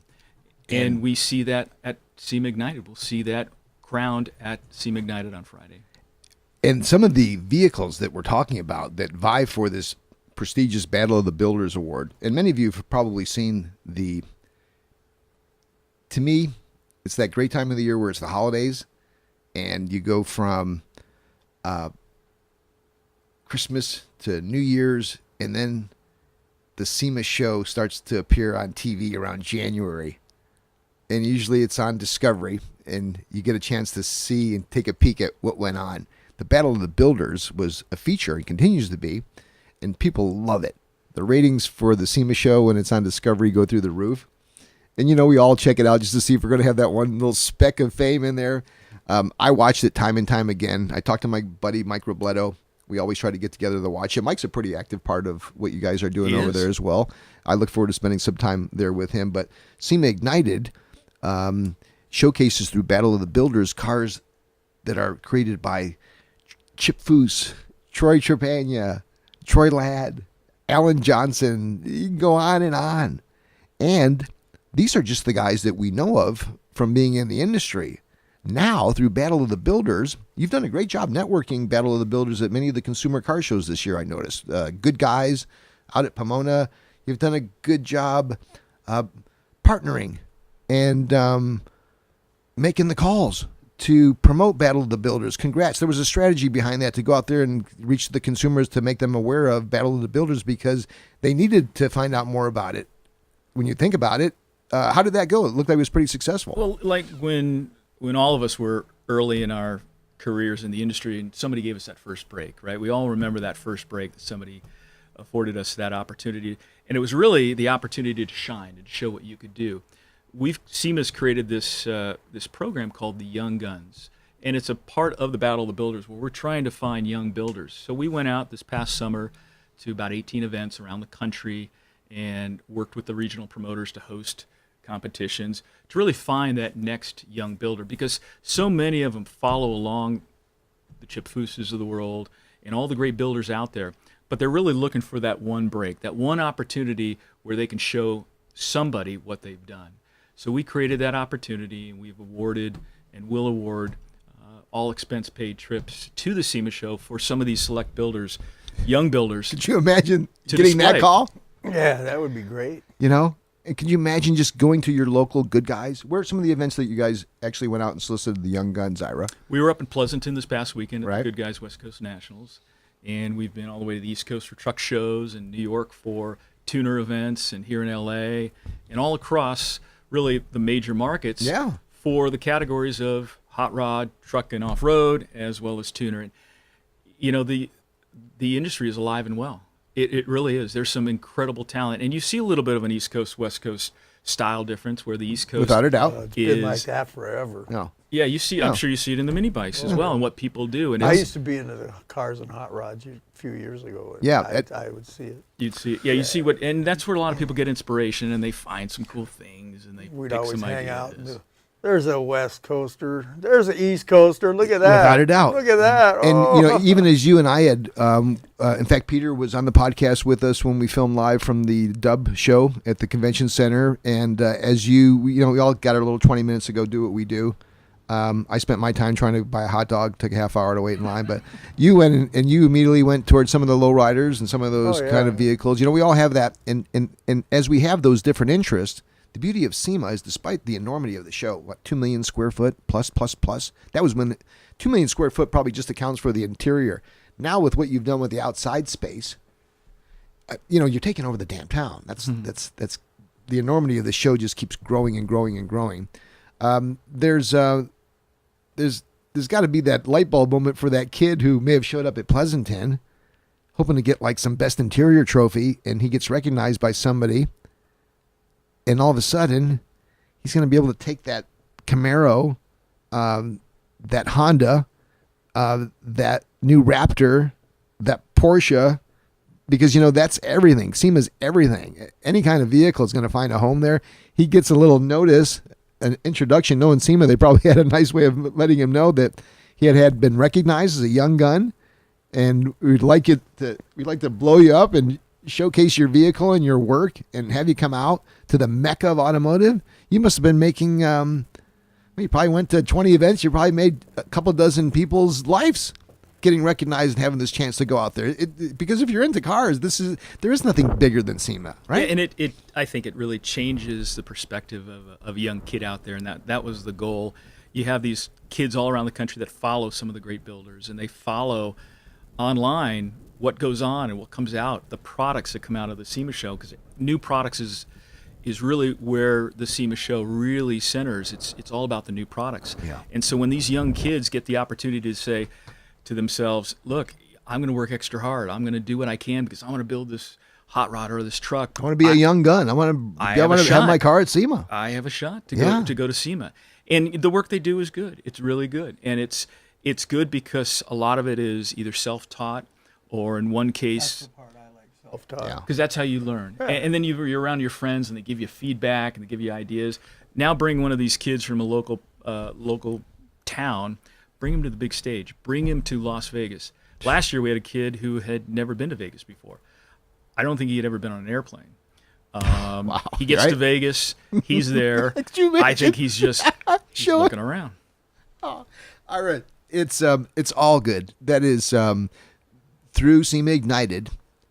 That was always the big disconnect. It was the ability to pleasure most that were in the trade on an annual basis. It was their Super Bowl, despite the fact that the real Super Bowl was coming, a couple of months afterwards in the NFL. But that SEMA show to the automotive guys was it. And everybody else got aced out. And you and I would go, we'd come back and we'd tell people stories about the SEMA, and they'd all feel like they got shortchanged. Through SEMA Ignited, now anybody gets a chance, because at SEMA, like, we see the cars, but they're parked and they're static. And that's how you see them. You don't hear them. Nope. You don't feel them. You don't smell them. Well, at SEMA Ignited and that SEMA Cruise, these cars are coming alive. You can, they go by you. You can, although you don't want you to, you can touch them. And I really get up close and personal hosting the cruise, and that's something that I look forward to, and I'm very honored to still be a part of that. It's the SEMA Ignited event. Ira, the dates one more time? November 2nd. Great. And it's Friday. Gates will open at 3 o'clock. It'll go till 10. The cruise will start at 4 o'clock and begin to parade through. Great opportunity. SEMAignited.com. I think if your listeners ping you, Joe, you've got a couple things that I've left with you. And Yes. You're such a giver. We've got some tickets. We've got some decals. In fact, we put one on there. Motorin, fueled by SEMA. What's behind that, Ira? so, again, trying to encourage more folks, young folks, to get out there and participate in an automotive event. Motorin's an app you can download from the Google Store or the iTunes Store. And it's free, and it just will list every event, every automotive-related event out there. So no matter where you are, you open up the app, and it will geosort and geosearch, and it will tell you what's in your that weekend, what's in your neighborhood, or that Wednesday night, or that Thursday night. Wednesday nights, I remember. It's everything. There's Psycho Monday. God, when I was a kid, Wednesday, Van Nuys Boulevard, every freaking week.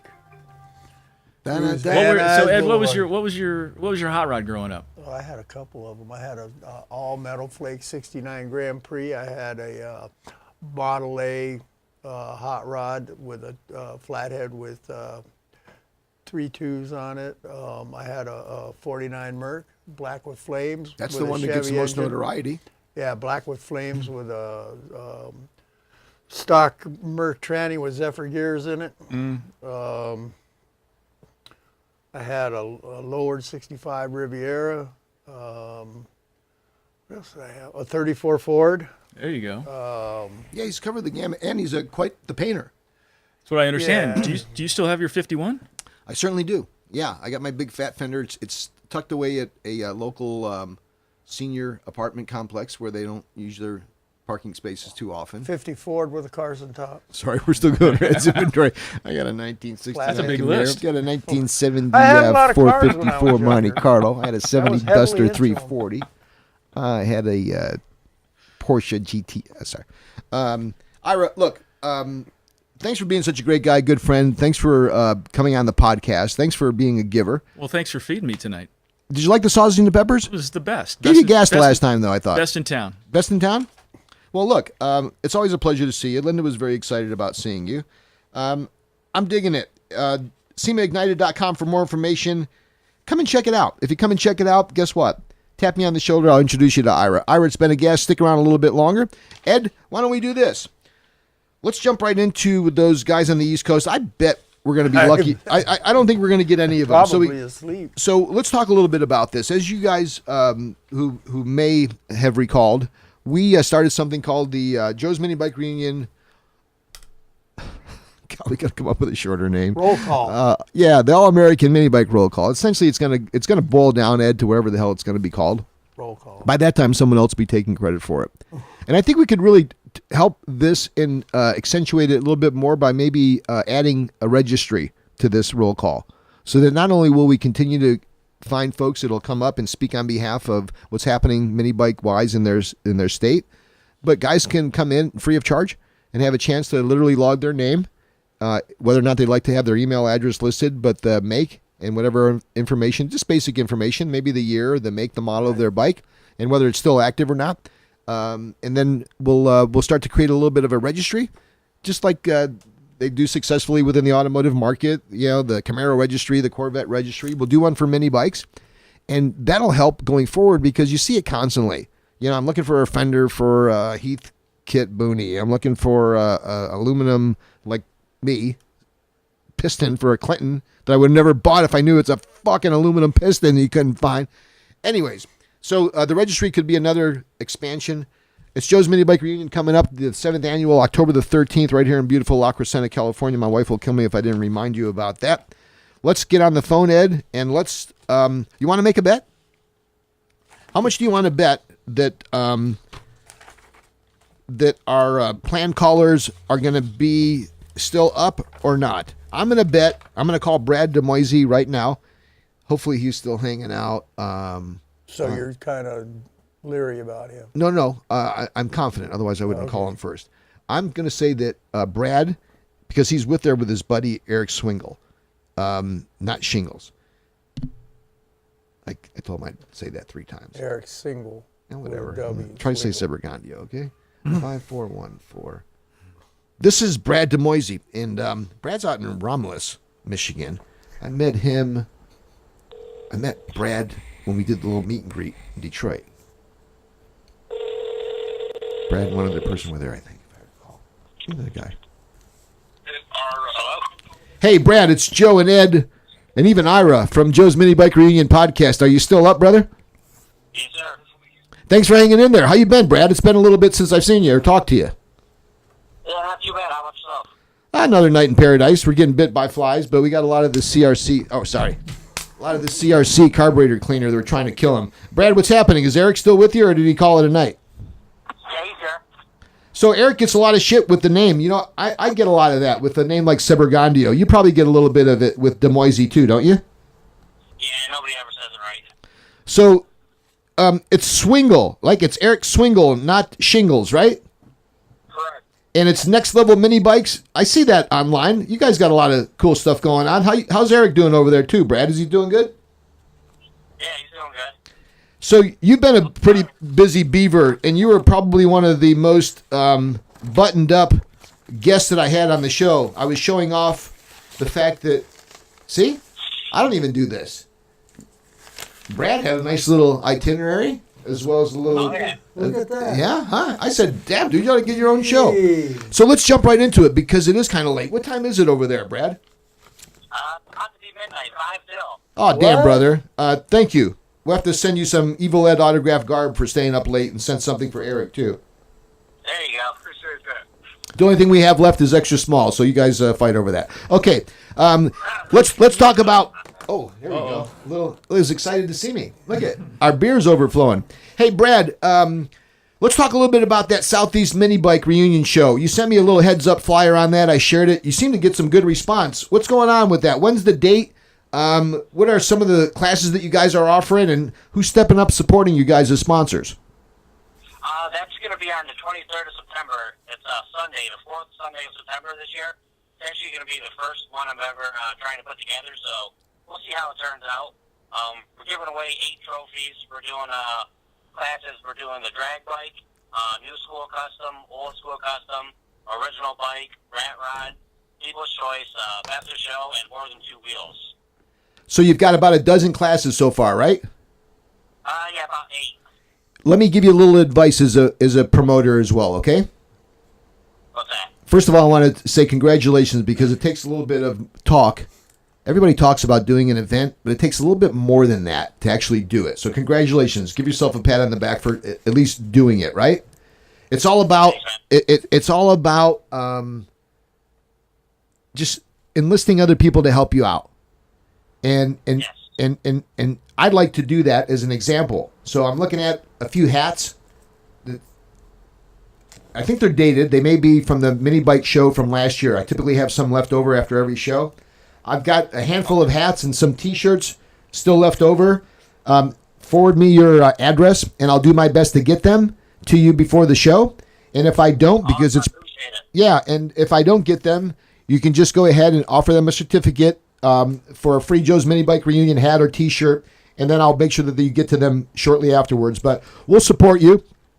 And then, and then whatever you have that we can share through social media, we'll do that for you as well. And it's tough the first time. I joke because I had more signs than I had mini bikes at my first show, literally. And people reminded me of that. And the first time through could be a little bit tough, but just stick with it. Who are some of the guys that are supporting you as sponsors out there, Brad? Some of our sponsors I got on this would be Big Belly Minis, which that's myself. I got Jeff's Powder Coating, which he's giving away actually a free powder coat job to a winner. Then I have Next Level Minis, my buddy Eric right here. He's building the trophies and helping me out with the whole thing. Studs Hardware and Power Sports, Eric over there is giving away some gift certificates. People come in and get some parts. Michigan Minibike Scene, Alan Bryan, giving away some sweet T-shirts and hats and things like that. And actually, just recently got Go Power Sports on there also. They're going to be giving away some parts. Well, shit. Let's see if we can keep going. We'll try to hook you up with Tim from Small Engine Cams. And if I get... Awesome. Well, Christ, you're taking over my whole sponsor base. I'm going to hang up on you. Hey, congratulations to you, Brad. This is really good. And honestly, we all grow bigger when more folks get into it. So I'll do my best to help you out. And you can add our name, Joe's Minibike Reunion, to the sponsor list as well. Hey, I didn't get a chance for you to say hi to Evil Ed. Have you ever met Evil Ed? No, I have not. Well, say hi to him. What's up, Brad? How's it going, Ed? I see your name all over Facebook. I bet you do. I was telling Ed what a good time we had when we were out there seeing you guys. It's been almost going on a little over a year or so since I had a chance to meet you guys. I really enjoyed seeing and meeting all you guys in Detroit. I hope to bring Ed out there with me again, Brad. Yeah, I'd like to go. So what's up with this? Awesome. What's up with this Daddy O show? Daddy O show. He's one of the guys that's been around here in the local scene for quite a while.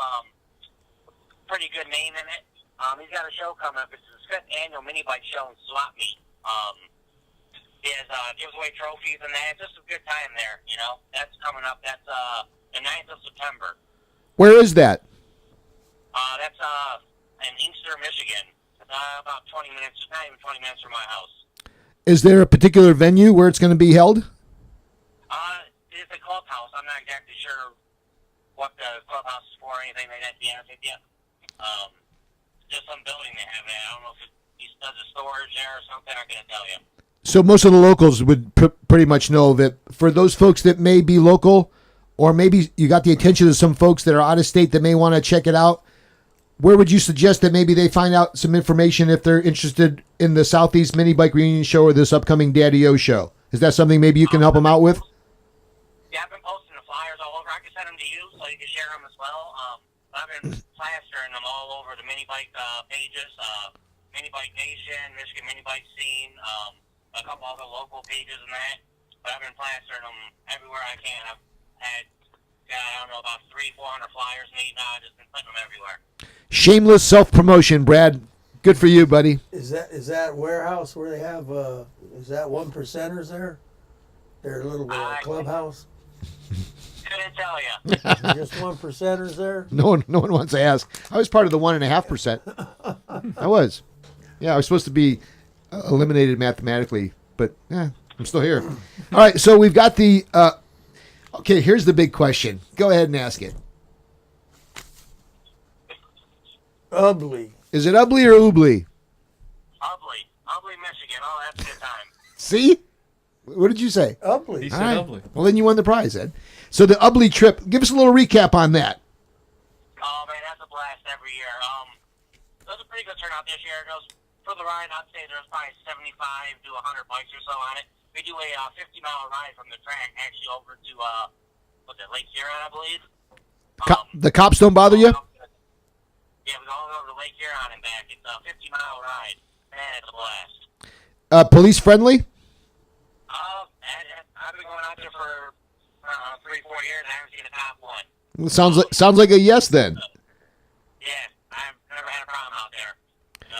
We stopped at a gas station at the halfway point. Got the best handed ice cream around, by the way. Well, send some. Yeah, the people there love us. It's a good time up there. We go up there. I was up there for Friday, Saturday, and Sunday, camping out. It's just a good time, man. Then we do drag racing on Saturday. We do like a test and tune session, and Sunday is the bracket racing for mini bikes up there. Brad, what kind of mini bike are you rolling around in now? Oh man, I got about a dozen of them. I got mostly vintage bikes, Ruttmans, some Harrisons. My drag bike that I actually had to put together is a GTS Hobbies. Nice. Just got that one put together. It's a handful right now. Did Rafa hook you up? Did Rafa hook you up? Oh yeah, I've actually had a couple bikes from him before. This is my second one. The first one was a live axle deal, but I had a big old torque converter and that on. Ended up getting rid of that one to go to something a little bit lighter. And it's a handful now. It's got a pretty nice little motor on there. Nothing too crazy, but it's a handful. What's your favorite out of that collection that you have? Oh boy. I'd probably have to say I got the 72 Ruttman Vulture that I put together, the purple one. It's probably my favorite bike. Actually, I just recently gave it to my niece. Nice. I have a Spider and a what the hell else? I have a Ruttman Spider and a Ruttman. Come on, Ed. It's got the mini apes. It's the one that we're giving away. I've got a couple of them. I bought them on Craigslist, Brad. Yeah, the Goose. The Goose. Yeah. Goose. I love those bikes. I bought them on Craigslist and paid about half of what I paid for the bikes for shipping to get out here. I bought them from somebody in Detroit, and I used one of them for the CRC giveaway. We built. Was that the Fiberlock bike that we built? Yeah. Brad, I don't know if you remember that lime green Fiberlock bike that I built for CRC with the help of Ed and a few other folks. That was a Ruttman, and it's on some of the Facebook pages. We did a really nice seat for Fiberlock. Yeah, we used the Fiberlock green package as the gas tank, just like we did with the other CRC bike. I had to match the paint exactly. That was tough, wasn't it? That it was like slime green. That's what it really was. Yeah, but that's easy. A lot of those looking greens, but when you have to match one. Well, that was easy. I just blew out a big booger and I said, match that one. Remember? That's how that worked.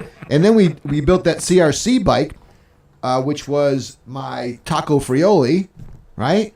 All my personal bikes were turning into client builds, and then and as that continued, my last Ruttman is now in the hands of F&B being molded for Pioneer. So I guess I got to get my hands on a couple Ruttmans because I really love those bikes. You guys are gluttons for Ruttmans out there in Michigan.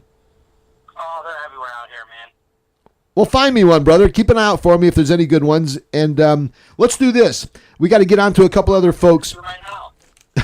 Well, send me some pictures and send me some info. I look forward to seeing that too, Brad. Right on.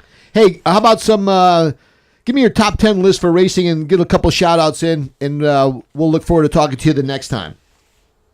Oh, yeah, our top 10 list, we've actually been doing it this summer. It's a small block, run with your run type class, like the shootout that we do every Sunday. Got our top 10 list. Number 1 on the list actually just took the spot, it's Crispy Cat. That's was quite built by Scott Seven. That's actually where I met you when you came out here to Michigan. I met you in his driveway. Oh, yes. I remember that. Yeah, that was a bike he put together. Second would be ODB, Old Dirty Bastard. That's Jeff Stein's bike. And third would be Greedy Bitch. That's another guy named Jeff, his bike. And we got Blackout. That's Tim's bike. Dirt Bug, which belongs to Sam Spade. Brass Knuckles, that's a new one. Kid named Bryson is riding that bike. Then we got one on Farm Truck. That's Mike's. And then Dirty Harry. And then there's Juggernaut, which is my new bike.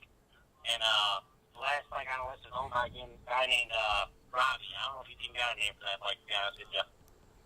We've been out there battling every Sunday. You know, just having a blast out there on the streets. Well, that's quite a roll call of names. Brad, look, thank you for staying up late for us.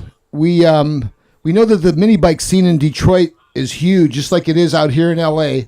And as we go around with the roll call, we're trying to work in a few other states. We're going to move on to South Carolina and talk to our buddy Duran Bagwell. In the meantime, say hi to all of our friends over there in Detroit, particularly my buddies Calvin Carisi and Eric over at Studs, as well as my main man Myron Bailey. And I hope that sometime soon I'll be out there with the Evil One to say hi to you personally again. Yeah, right on. I look forward to seeing you guys. Thanks, Brad. Thanks for making some time for us tonight. All right. I'm having a little technical difficulty myself there. Well, that was pretty cool. Brad's a nice guy. I didn't realize he had so many bikes, and he's out there trying to make something happen with an event, you know?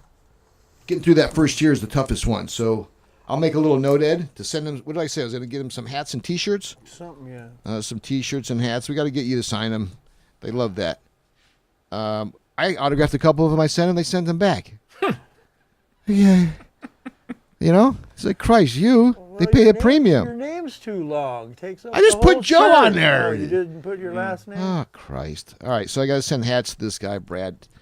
I like Brad. He's a cool guy. All right, let's wake up the next poor bastard, huh? It's like midnight back there. Yeah, but you don't think about it.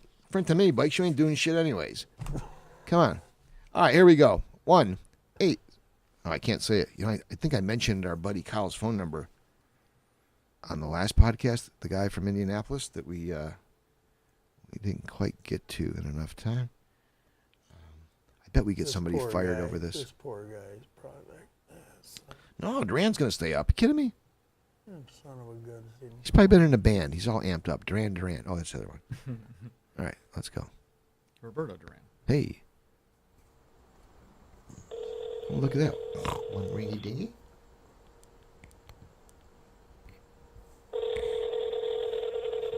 Oh, I lied to him. God damn, we're late. Then he won't answer. I mean that in a good way, Duran. I think he fell asleep. Shh, let's hang up on him. Because we need the time. Hey, Duran Bagwell. Sorry to wake you up.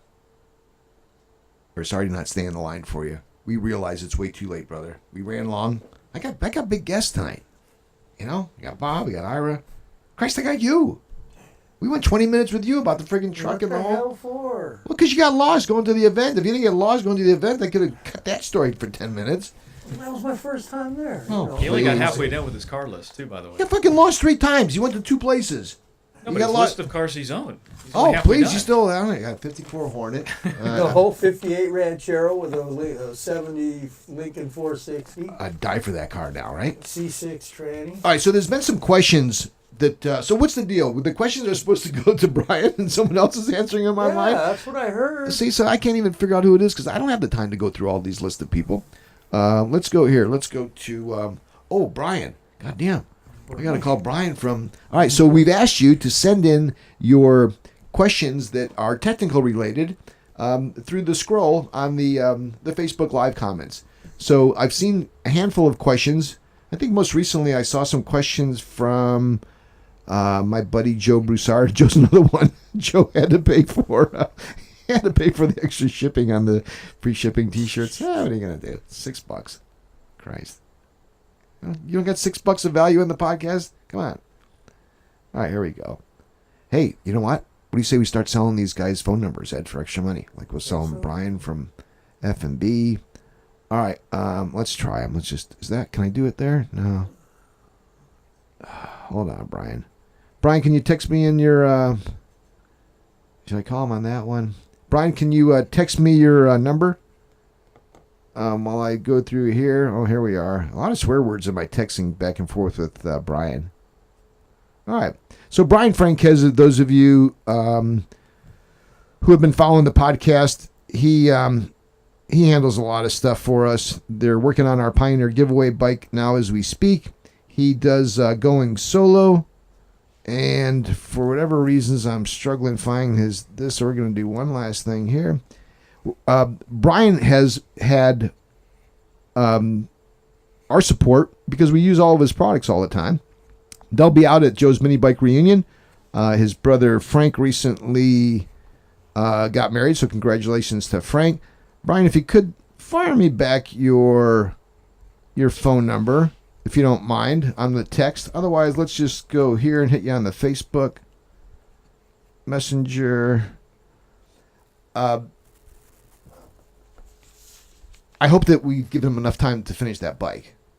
I want to talk to you about that, the Pioneer bike, because if not, we're going to have to go for a backup bike. Backup bike? Well, we'll do a roller. Like, in the past, we've given away rollers. We've had custom paint. We've given them some additional products that go along with it. We've got the Hemi engine that Brian's building. That'll be ready. The depth of what we're trying to do with that bike, I've been too afraid to even ask him the status. So... I have faith in Frank and Brian. Okay, so then let's try this. I'm going to try to ring him up on the Facebook thing. 64 Corvair. Is he So just then keep going? cars. Monza Spider with a chrome turbocharger on it. What was your favorite one? Oh, man, they're all my favorites. I like my 58 Ranchero and my 49 Merc. Are you still with us? Yeah, big engines. Well, the Merc The Merc had had a a- 327 Chevy out of a Corvette. And it had the Zephyr gears in the transmission, so you could, wind that thing out. Hey, we're trying to get a podcast done over here, you two. And I still had the columns, you wind it out in second, you'd be doing 100. Yeah. For the life of So me, you don't have any of them left. You don't have any of the I cars left. sold them all. I am... Got My one Merc's more... still around, though. Got It's one fine. more little plan. Arizona has it. I can give you his Buy address. it back? Huh? Everything buy it else. back? No. No. Hey, Brian, if you're with us, if you can go ahead and send us in. I sold it to HP. Because we only had one The guy that made the movie Gone in 60 Seconds. Yeah. Yeah, One I person sold it to that him. He had participated. it for a long time. I've gotta When he get died, they to- auctioned it off. I've got to get to my But it man, was in his- Brian. So you're going to go ahead and you're going to send us our number. I'm now going to get to our final call in tonight for the roll call, and it's Nick Sklara. Nick is from Arizona with our friends at Arizona Minibike Riders, and he was going to join us on the show last week, and we ended up talking to John Benet Ramsey. Instead,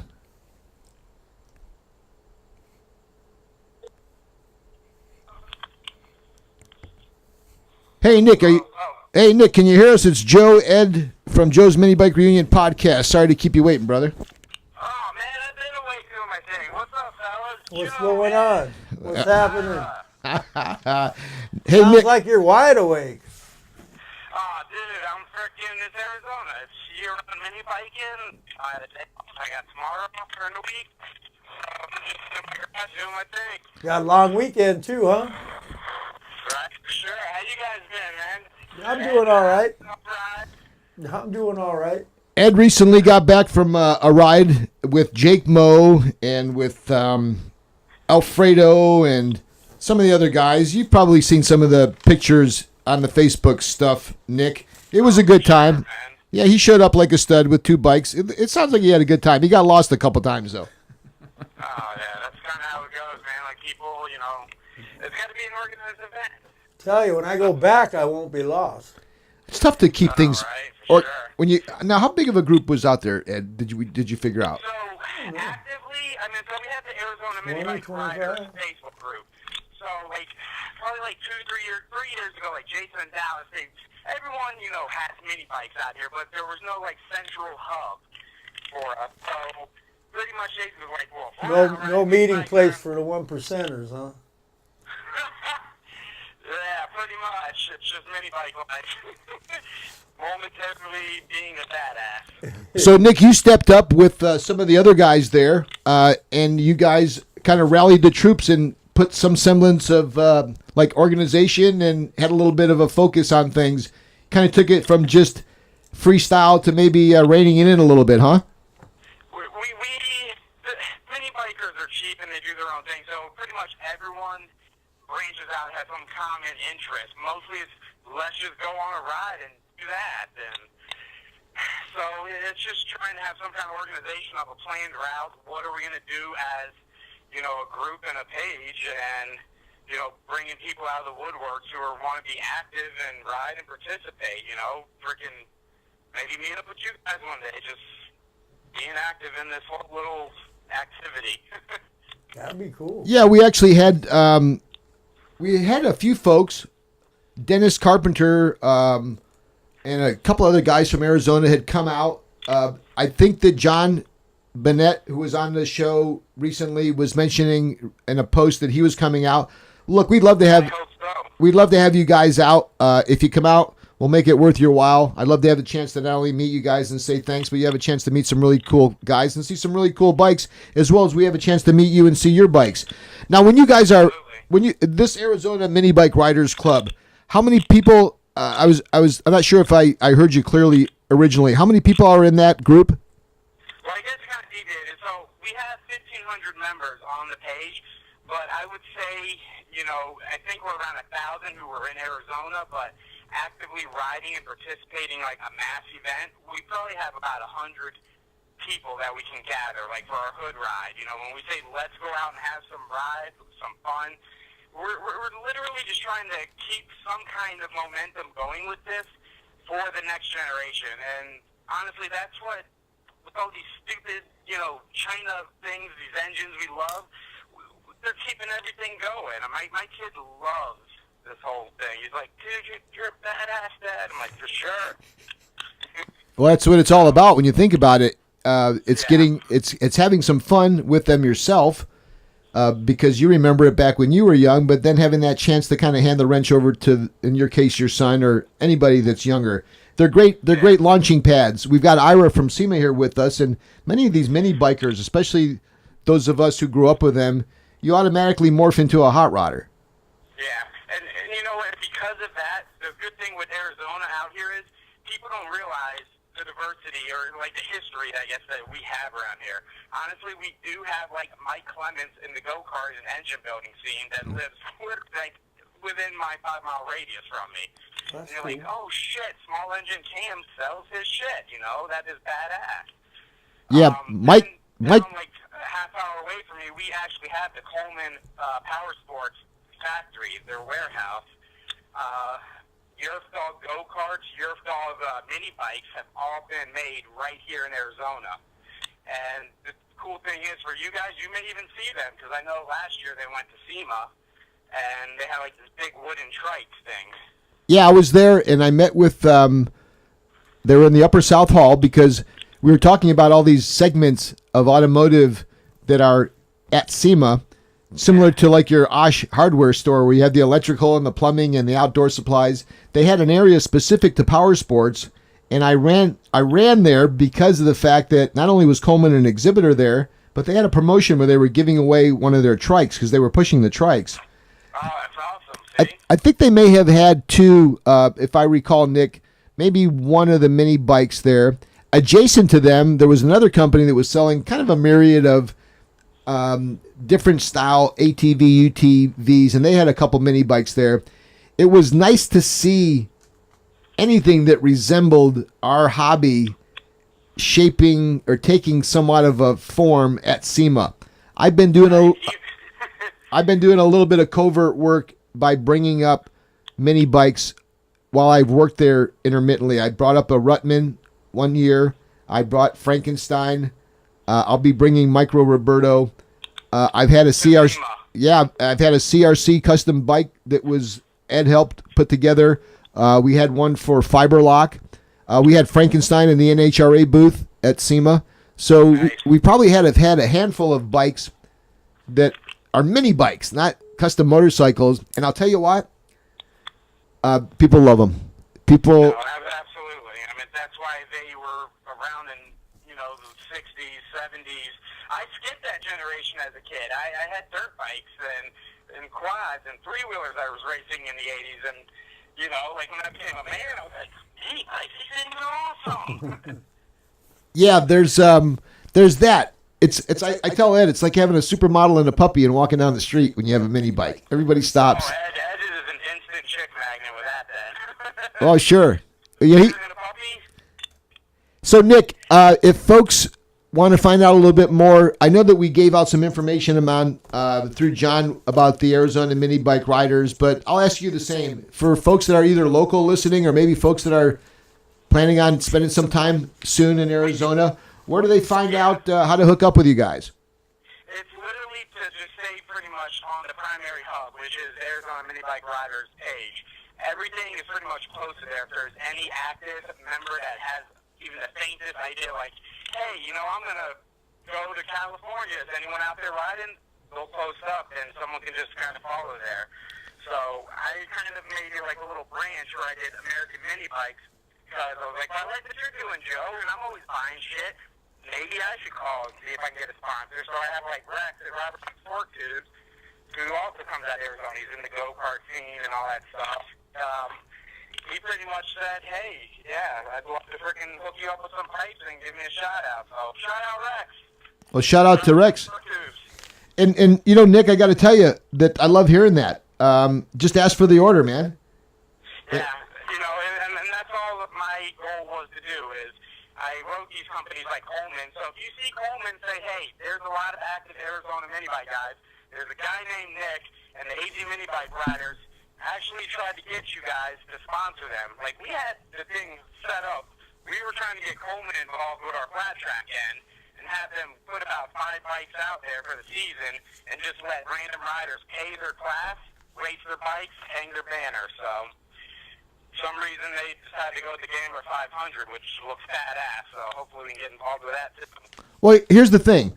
Whether it's your pursuits of Coleman or whether it's your pursuits of maybe a local parts store or whether it's maybe somebody that makes T-shirts, ultimately there's a natural progression that takes place. It seems as if when you need them the most, they're the toughest to get a hold of. But as you start to find your way and as you start to build a little something, believe me, brother, just don't take no for an answer. And when one door opens, another one closes, and vice versa as well. So if you're not getting somewhere with one company, just wait.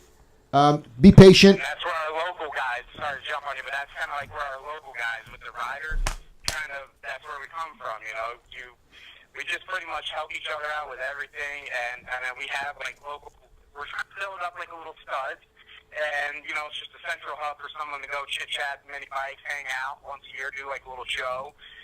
We're working on trying to get like the swap meet thing like you're going, have going on, and we do little giveaways. We're trying to get charity rides. Just if you actually want to be in a group and ride with some people and just have a thrill, find us on the page.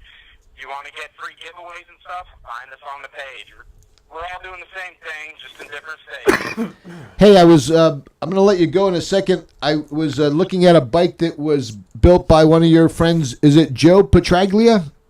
Oh, that's a nice little bike. I know what you're talking about. I was digging the foot brake on that, and Give Joe our best. Nick, thank you. I want to. Yeah, thank you, man. So, Yeah. look out for my Speedway. You'll see that on the next ride I'm out. Well, I'm glad that you're starting to make some progress with your pursuits of rallying the troops and getting some things going and getting some sponsors. I'd live for that stuff. So if I can help you out at all, you just let me know, okay? For sure, man. We'll be in touch, Joe. Have a good night, America. There you go. Later, Nick. See? Yeah. So the mini bikes are alive and kicking. So we're going to end the podcast. We did get a return call from Brian Franquez. And Brian is going to be probably going to be pretty upset. I don't know how I don't have his phone number. I got everybody else's phone number. I thought I was going to be able to just go ahead and dial him up. Did you get my text? No. No. Is he not there? Forget about it? Okay, great. So look, Brian has looked at, and I saw quite a few technical questions. Brian will answer the question. We'll recognize the winner with an answer, and we'll announce the winner of the F&B promo pack, which is some T-shirts and some of their cool decals. We got a little bit long tonight. It means it's a good podcast, and we typically do that. For those of you who we may not have had a chance to connect with, my buddy Duran Bagwell in South Carolina, and maybe Brian Franquez. Don't worry, Brian. Charles already did your job anyways. The next Joe's Minibike Reunion podcast, is when? And we're all building up. Guys, we're 6 weeks away from Joe's Minibike Reunion not the podcast, the show. It's the 13th of October. It's at beautiful CV Park here in La Crescenta. I want to thank everybody who has jumped on board the Joe's Minibike Reunion Facebook page. We've got a few folks that have come on recently. Ed, who do you want to give any shout-outs to? Did you meet anybody new when you were out at that ride? No. Anybody you want to say hi to? Or? No, I met Dane Walton. Well, sure. Shout out to Dane. What's happening, Dane? That's about it. Usual guys. Yeah, hey, I want to also wish my good buddy Larry Gerdo much success. He's opening up a little place called the Patio Diner in Utica, New York. It's going to be a tough gig slinging hot dogs in upstate New York. But, you know, we're a little something out the back door. You never know. Hey, what's the date? September 12th, September 26th. September 12th, September 26th. He's really getting ahead of himself. Yeah, and the last one before the show is October 10th. October 10th. So here's the upcoming 3 dates: September 12th, the 26th, and October the 10th, all leading up to the Big Joe's Minibike Reunion show. Ed, I got to get myself in gear. I made some impact today. I got a few more things on the checklist tomorrow. I might be moving up here. So tell us about. Let's close with that. I'm going to be in Rocker Center Park's backyard. Tell us, Ed. I got a deal or something working on a house up here. Tahunga, Sunland, La Crescenta. Tahunga Canyon Boulevard. I'm loving that. Tahunga Canyon Place. All right. So you're getting a little bit closer to the park, a little bit closer to the podcast. Yeah. And just as you're doing this, we're kind of downsizing. We're probably going to move to Malibu, and you're going to have to take like a car to do the podcast. He's got a truck. He's got, yeah. I got 2 trucks. Plus tomorrow's another day. They'll give him a house the way he's going. I know. It's He's still going with the list, by the way. yeah, 69 Camaro, yeah, 74 Monte Carlo. How are things going with you? You've been busy you're always busy. What's the next thing happening with the Sclerodura organization? Angels Awareness Game, scleroderma.org/scleroangels to register. It's on September 15th. Ira, you just got back from an Angels game, Angels Rockies? Angels Rockies last night. Oh, come on. I got to tell you, I love baseball. If you ever listen to the Angels game, you'll want to kill yourself. They've never... don't get me started. Hey, everybody. Joe's Minibike Reunion podcast. We went a little bit long. We're going to have to give E a few more pennies. Thanks, E, for all the good work you do. Thanks to Aaron, who helped us with setup earlier. Ira, it's been a pleasure to see you. One more time, SEMA Ignited, the official SEMA show after party. Dude, you got to be there. It's the Friday at the last day of the SEMA show. Unfortunately, it doesn't get you inside, but it's getting you closer.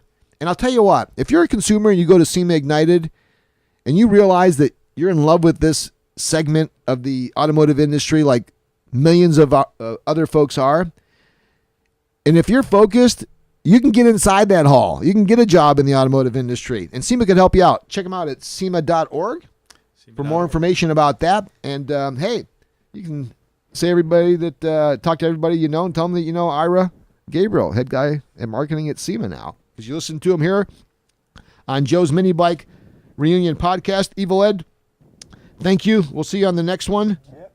And thanks for listening, everybody. See you next time.